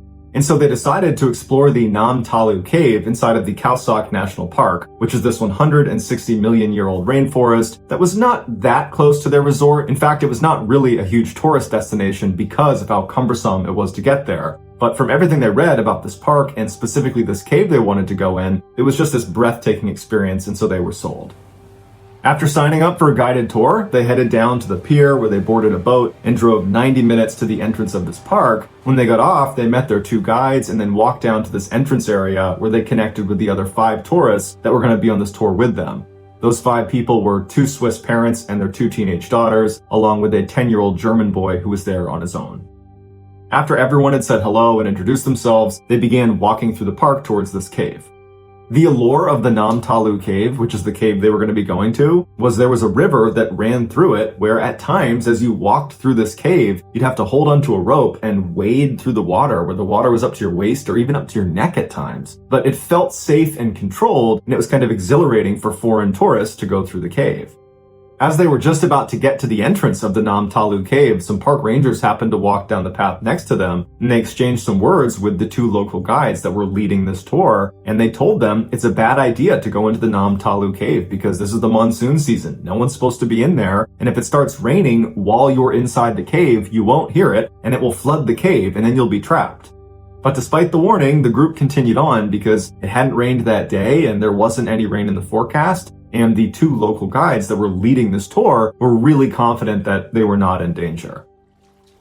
They entered the cave a little after 1 p.m., and right away they were walking through little puddles of water that got a little bit deeper, and pretty soon they were holding onto the rope and walking through the deeper sections of the cave. Water's up to their waist, and by all accounts, it was very exciting. And the entirety of the tour should only take about an hour, where it's 30 minutes in, you hit the turnaround point, and you come back. And they had made it about 20 to 25 minutes in, right before the turnaround point, when Helena and John, who were towards the front of the tour group, heard what sounded like a rushing or roaring sound coming from the entrance of the cave. And they turned around and they saw this wave of water barreling into the cave. And instinctively, John and Helena start climbing up the walls. And luckily, there was a ledge where they were, and they managed to scramble up onto this ledge. And Helena would say, as soon as she got up there, she turned around to look where she had just been standing, right as this surge of water blasted past them, carrying with it the two tour guides and the 10-year-old German boy who immediately got swept around the corner down the dark tunnel. And then seconds later, the two Swiss parents and their teenage daughters, they got swept away around the corner.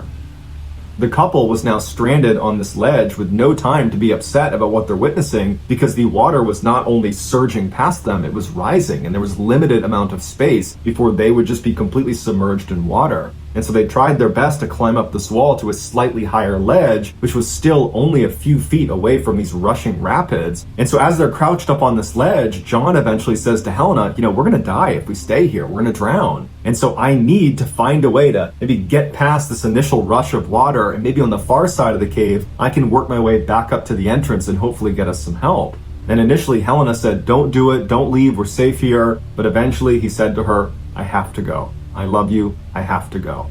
And she said, okay, and he jumped into the water, and almost immediately he was pulled under and disappeared. For the next 20 hours, Helena had to sit on this ledge in total darkness until the water finally began to subside a little bit and rescuers could come in to get her.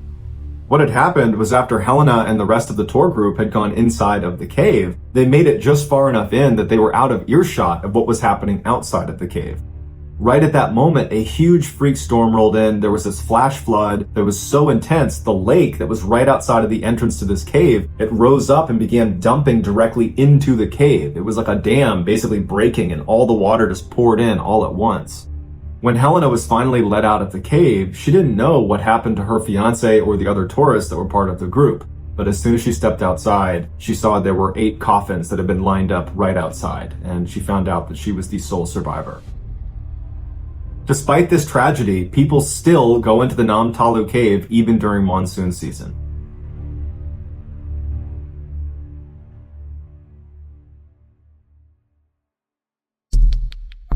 Our next story is called Stowaway.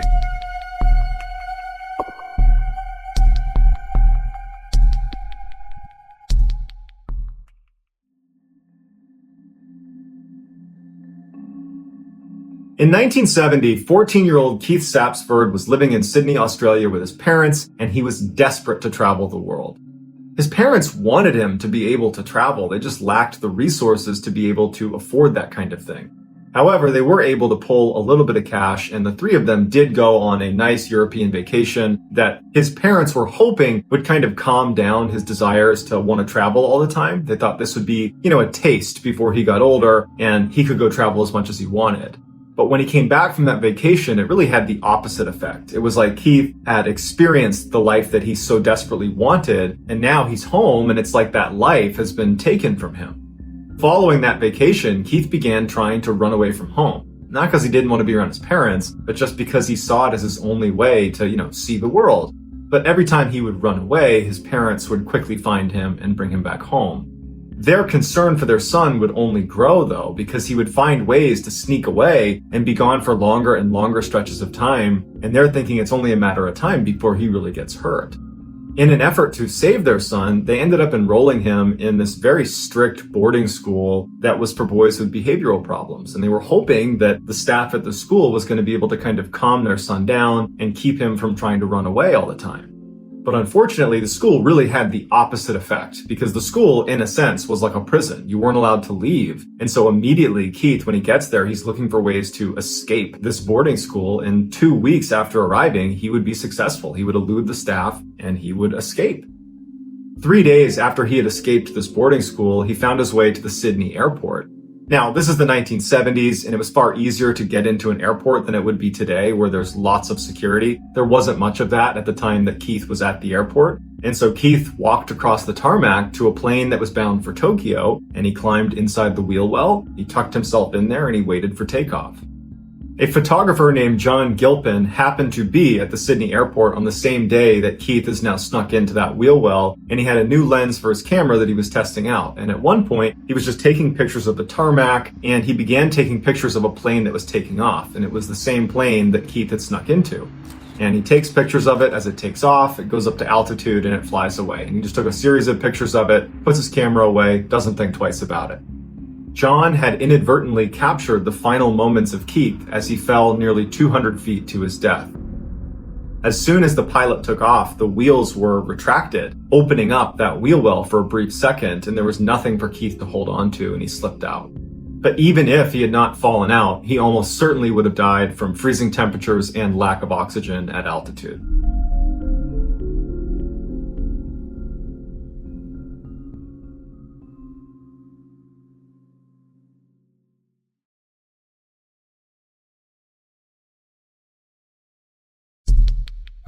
The next and final story of today's episode is called The Path Less Traveled.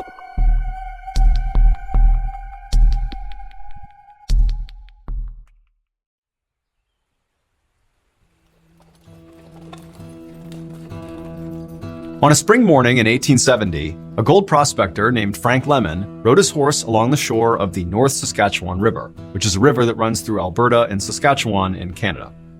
Frank was at the back of a line of about a dozen men who had all been hired by a rich investor named Lafayette French. He had commissioned them to search the Canadian wilderness for potential gold mines. And if they found a gold mine, then French would bankroll a full-scale mining operation and pull out all the gold he could, and these men who found it would get a cut of the profits. When Frank had signed up for this job, he had thought it was a great opportunity. In fact, he thought it was such a big opportunity that he had convinced his best friend, whose nickname was Blackjack, to come along as well. But now, after weeks of searching the wilderness for these mines and not finding any, all Frank really wanted to do now was just go home. And so as this group of men continued their ride along the shore, Frank sort of zoned out and just kind of stared off into the forest all around him. And then at some point, as he was doing this, as he was looking off to his right, he noticed amongst the thick trees, there was this little trail, this dirt trail that kind of wound off into the distance. And for some reason, Frank was just immediately drawn to it. And so he pulled on his horse's reins and came to a stop and just stared at this strange trail. Frank thought about how for all this time they'd been out here searching for gold, they'd basically only looked in this river and found nothing. And so he thought to himself, maybe the gold is not in the river, but it's maybe out there in the woods. And maybe this trail that he was looking at might lead them to gold.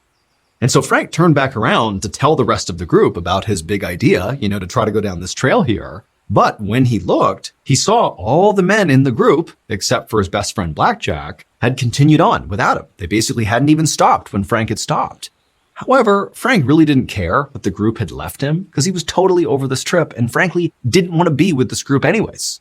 And so he just looked over at Blackjack and just kind of gestured towards this trail as if to say, "You want to go this way?" And Blackjack, who was also totally over this trip, just smiled and nodded like, "Yeah, let's go."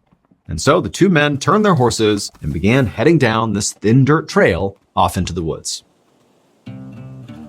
For several hours, Frank and Blackjack continued on this trail deeper and deeper into the forest. You get a picture of very thick trees all around, and it's just this little winding dirt trail on the ground. They had no idea where this trail was going, but there was just something so powerful about this trail. It was like calling them to go. But as they rode along, Frank kept getting this bad feeling. Like he kept hearing what sounded like voices and footsteps right behind them on the trail. But every time he turned, all he saw was Blackjack. There was nobody around them at all. They were deep in the forest. And after a while, Frank kept hearing these noises, and he asked Blackjack, like, hey, are you hearing that stuff too? And Blackjack said, yeah, I am. But he too would turn around and see nothing. They were all alone. And so eventually, the men convinced themselves that, what those sounds must be is the sound of their party, who's discovered they have, left the group and maybe they're out there looking for them. But Frank and Blackjack really had no intention of rejoining the group. They kind of didn't like the group. And so they said, you know what, let's just keep on going. Eventually, the path these two friends were on led them to a stream. And so they stopped, they got off their horses, they knelt down and they scooped their canteens into the water to get a drink. And as Frank did that, he looked into the crystal clear water and he saw nuggets of gold just sitting there in the stream. Frank couldn't believe it. I mean, he's out here looking for gold, but he was not expecting to find it right here in the middle of nowhere, despite, his instinct that maybe the gold was out here. And so he just froze and he's staring at this. He can't believe it. He grabs Blackjack, who hadn't seen it yet, and pulls him over. Blackjack looks, and the two men, they're like, oh my goodness, we've done it. But Frank said, look, before we celebrate, let's see what we're dealing with here. Let's go upstream here and try to find the source of this gold. And so the two men, they got up, they're super excited. They start walking along the side of the stream, looking in the water. And as they're moving upstream, they're seeing all this gold in the water and it's getting more and more. And eventually they reach this rock ledge. The water was pouring over down into the stream. And literally in the ledge are these massive veins of gold. They had found a gigantic gold mine that clearly nobody else had tapped before. I mean, this could be worth not just millions of dollars, but billions of dollars. And so at this point, the two friends began to celebrate. They were ecstatic. I mean, this is unbelievable. They're jumping around, they're hugging each other. And then at some point, they just kind of stopped and went silent because they realized they now had a big dilemma. So the whole reason Frank and Blackjack were out here in the Canadian wilderness was to look for gold, but they were looking for gold on behalf of the rich investor, Lafayette French, which meant they were contractually obligated to tell French if they found gold. And so here they are, they've found this massive gold mine, and that's what they're supposed to do, again, based on their contract. But if they did that, French would get rich beyond his wildest dreams from this mine. And yeah, he'd cut them a check, a piece of the profits, but it would be like nothing compared to what French would get from this gold mine. Or, and this is where the dilemma comes in, Frank and Blackjack could hide the fact that they had found this mine, and then they alone could come out here anytime they wanted, take the gold, and become rich themselves. Now, granted, they would have to be kind of subtle about it, because if they started showing up with barrelfuls of gold, Lafayette French is going to find out about it and they're going to be in trouble. But, there was a way to do it where this mine could effectively be theirs and they could get rich. But obviously, there was a lot of risk involved in that second choice. And so Frank and Blackjack decided that, this is way too big of a decision for us to make just on the fly right now. So let's just stay here in the area. Let's camp out for the night and just sleep on this and come to a decision tomorrow. So the two men left the stream and headed over to this clearing that was right nearby and decided that's where they would pitch their camp for the night. Blackjack left to go gather firewood and Frank began to pitch their tent. And as Frank did that, as he began setting up their tent, he began hearing whispers, kind of like the voices he was hearing as they were walking in on that trail, and they kept thinking it was maybe the group that was looking for them. He began hearing those voices again. It was kind of all around him in the trees, but every time he looked, there was no one there. Now, Frank convinced himself that maybe these whispers were actually Blackjack because he had gone off to get firewood and maybe it was him. But at one point when Frank heard these whispers, he looked in the direction of the whispers. There was no one there. And he realized Blackjack was at the same time on the opposite side of the clearing. It could not have been him. And so Frank couldn't help but feel really unsettled. It was like there was somebody or something here watching them or listening to them, but he just couldn't tell who or what it was. But Frank just told himself to shake it off, don't worry about that. Instead, just focus on getting the camp set up. A few hours later, Frank and Blackjack were sitting on a log in front of their campfire eating rations, talking about what they were going to do with the gold. At some point, Frank said what he was really thinking about this whole situation. He told Blackjack, look, I think we'd be so stupid to tell Lafayette French. Why should we take a small payday one time when we can basically have an endless supply of wealth for the rest of our lives? But when Frank looked over at Blackjack to see what his reaction was to this pitch, he could see right away that Blackjack disagreed. Blackjack was kind of looking down and he kind of turned to Frank and was like, look, it's morally wrong to lie here. I would rather be poor and honest than rich and morally bankrupt. And so what had started as a civil discussion from this point on really escalated and just became a full-blown yelling fight. with both men absolutely refusing to budge on their stance about what to do with this gold.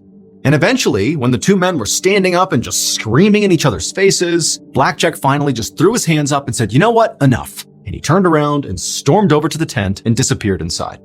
For a minute, Frank just stood there stewing by the fire, just completely furious that Blackjack didn't see it the way he saw it. But eventually, Frank kind of calmed down and thought, you know what? I need to go to bed too. Obviously, we are not near a decision. We need to sleep on this.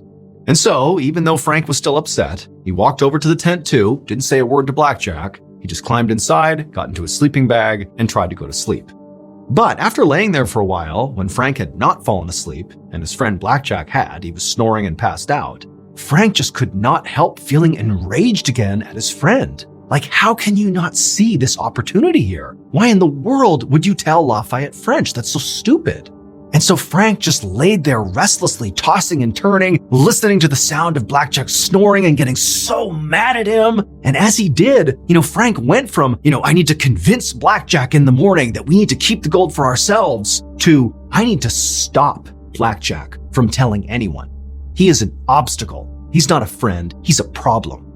And as he thought about this, these dark thought loops were going through his head. Frank just became consumed with rage. It was like he couldn't control what he was doing. And in that moment, Frank found himself getting up, walking out of the tent, and grabbing an axe. And before he could even think about it, he had walked back into the tent, raised the axe, and driven it into Blackjack's skull, killing him instantly.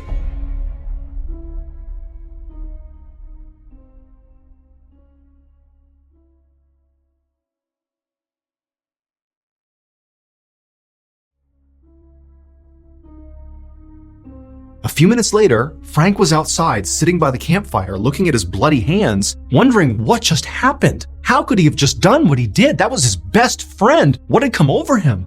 It was like Frank was a different person. He couldn't understand. But as Frank was sitting there grappling with what he had just done, a twig suddenly snapped over in the direction of the tent. And instantly Frank looked over, like, who's over there? What's going on? And as he looked in the direction of the tent, he began to hear this low, guttural moaning. It almost sounded like a dying animal. And he thought for a second, like, wait a minute, is Blackjack not actually dead? Is that him making that noise? But at the same time, Frank's thinking, that's not possible. I practically split Blackjack's head in half with that axe. He can't be making that sound. But before Frank could even begin to process what he was hearing, this sound, this moaning sound, got louder and it got closer to Frank, like it was moving in his direction, but there's nobody here. And so Frank is horrified, and then right as the sound is practically on top of him, he began hearing those whispers, those voices he had been hearing in the woods on the way out here. Except this time the voices were clear. They were talking to Frank, and they were saying, you're going to be tortured for what you did to Blackjack. And then just as soon as these voices began, suddenly they stopped. The moaning stopped, and the entire forest just went deadly silent. And Frank is just stuck there staring in the tent, wondering what's happening.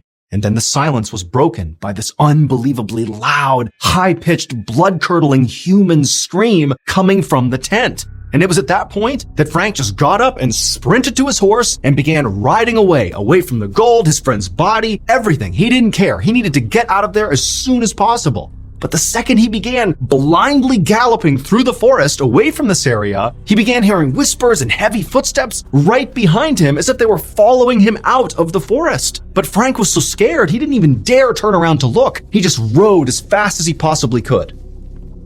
Hours later, Frank suddenly emerged from the dark forest, and just by absolute happenstance, he arrived right in the town that he and the other gold prospectors had passed through on their way out into the woods. And the moment Frank left the tree line and actually entered into this town, the whispering and the footsteps, which had basically chased him all the way to this point, they stopped. Suddenly, Frank was all alone. Now, by this point, Frank had convinced himself that everything he had heard in the woods, the voice telling him he was going to be tortured for what he'd done, the heavy footsteps, the whispering, the screaming, the moaning, all of it, everything that had caused him to flee was actually the ghost of Blackjack. That after he had killed his friend's spirit had immediately risen and sought revenge on Frank. That's what was happening. And this horrified Frank so much that he didn't care at all about the gold anymore. He just wanted to get out of the spiritual danger he thought he was in. And so as he rode into this village, all he looked for was a church. And when he found the church, he went to the front steps and he sat there waiting for the priest. At dawn, the priest finally arrived at the church and found Frank sitting there looking horrible, and Frank instantly stood up, rushed over to the priest, and began begging him to save him from Blackjack's ghost. Now, at first, as the priest listened to Frank tell his story about this ghost, he just thought that Frank was crazy.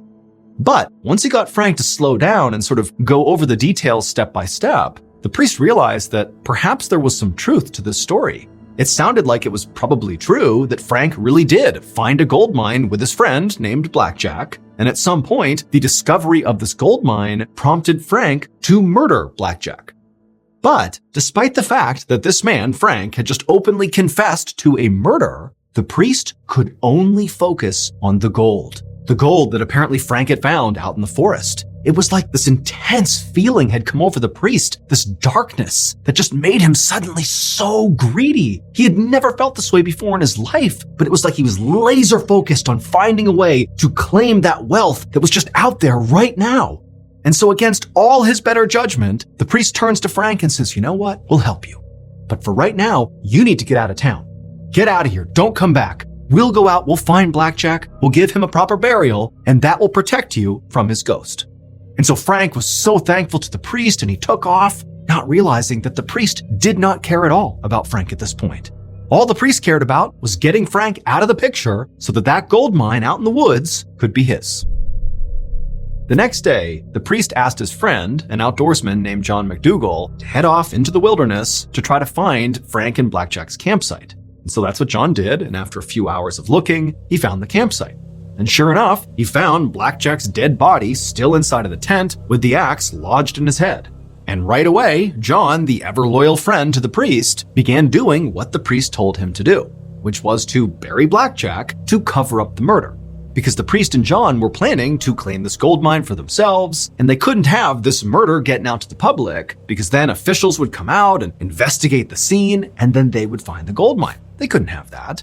And so John began digging a grave for Blackjack, and as he did, he began hearing whispers all around him in the trees. Remember, he's all alone out there. And so he began looking around, trying to figure out who's out here. Did somebody follow him? But there was no one. John did his best to keep trying to dig as quickly as he could, but these whispers, these awful voices, they just kept getting louder and louder and more pronounced and closer to him, eventually to the point where John was spooked. I mean, John was this avid outdoorsman who routinely spent time by himself out in the wild, but here he was feeling very unsettled by these voices.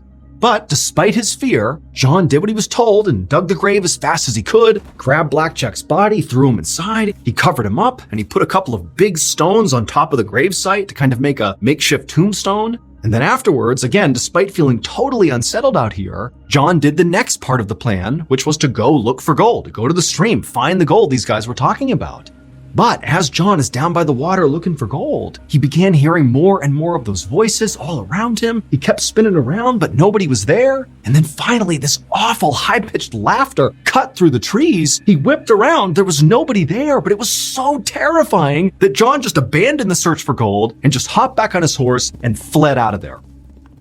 But within a couple of days, John and the priest had convinced themselves that those weird noises and that laughter that John had heard out there was just some bird, that it was all in John's head. He was spooked for no reason.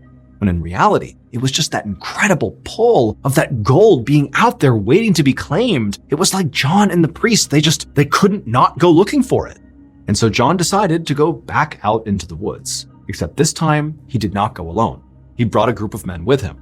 And so this group, led by John, retraced Frank and Blackjack's steps down that skinny trail all the way to their campsite. And when they got there, John just froze. He could not believe what he was seeing. The rocks that were sitting on the grave where John had just buried Blackjack were gone. These huge rocks just missing. And also, the tent, the bloodied tent where Blackjack had been murdered, had also been cleared. There was no trace of it anywhere. It was like the campsite had never existed. And this made no sense to John because he knows this is a totally isolated part of the wilderness. Like, nobody comes through here. Who in their right mind would just happen to pass by and randomly grab all these rocks and the tent covered in blood and take it out of here? It made no sense. Like, who could have done this? Now, until this point, John really had convinced himself that everything he'd experienced the time before was in his head. It was just a bird or, it was just normal forest sounds. And he also, like the priest, had convinced himself that Frank's original story about Blackjack's ghost chasing him out of the forest was just the ramblings of a crazy, guilty man. A murderer's guilty conscience had created that story. But now, as John was surveying the scene in front of him, he couldn't help but think, maybe this place is haunted. And so once again, John just turned and fled. He and the men, they got out of there as fast as they could, and when John got back to town, instead of going to the priest, he just went right to the bar and just started drinking. And he kept on drinking until he died of alcohol poisoning just a couple of days later.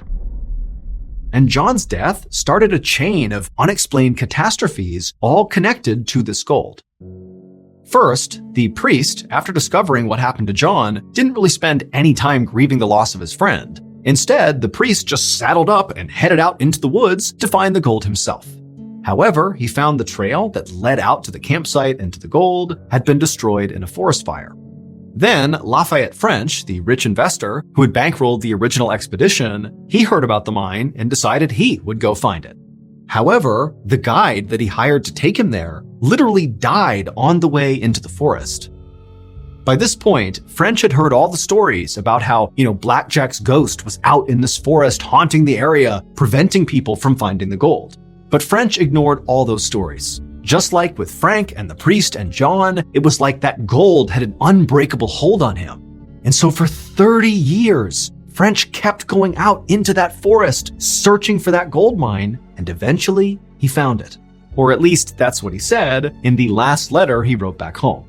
But we'll never actually know for sure, because after sending that letter, on that same day, Lafayette's cabin burned down and he died without telling anybody the location of the mine.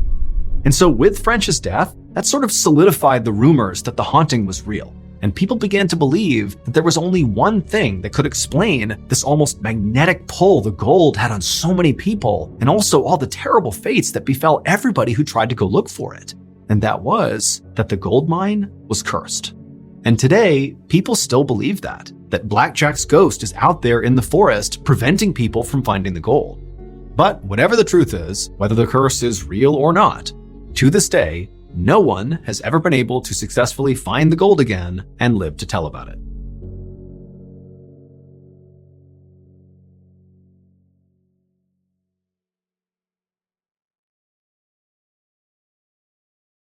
A quick note about our stories. They are all based on true events, but we sometimes use pseudonyms to protect the people involved, and some details are fictionalized for dramatic purposes. The MrBallen podcast, Strange, Dark, and Mysterious Stories, is hosted and executive produced by me, MrBallen. Our head of writing is Evan Allen. Our head of production is Zach Levitt. Produced by Jeremy Bone. Research and fact-checking by Shelley Shue, Samantha Van Hoos, Evan Beamer, Abigail Shumway, and Camille Callahan. Research and fact-checking supervision by Stephen Ear. Audio editing and post-produced by Whit Lacasio, Jordan Stidham, and Cole Lacasio. Mixed and mastered by Brendan Kane. Production coordination by Samantha Collins. Production support by Antonio Manata and Delana Corley. Artwork by Jessica Clogston-Kiner. Theme song called Something Wicked by Ross Bugden. Thank you for listening to the MrBallen podcast. If you enjoyed today's story and you want to hear more like it, go ahead and check out our YouTube channel just called MrBallen, where we have hundreds more stories a lot like this one, but most of them are not available on this podcast. They are only available on that YouTube channel, which again is just called MrBallen. So that's going to do it. I really appreciate your support. Until next time, see ya.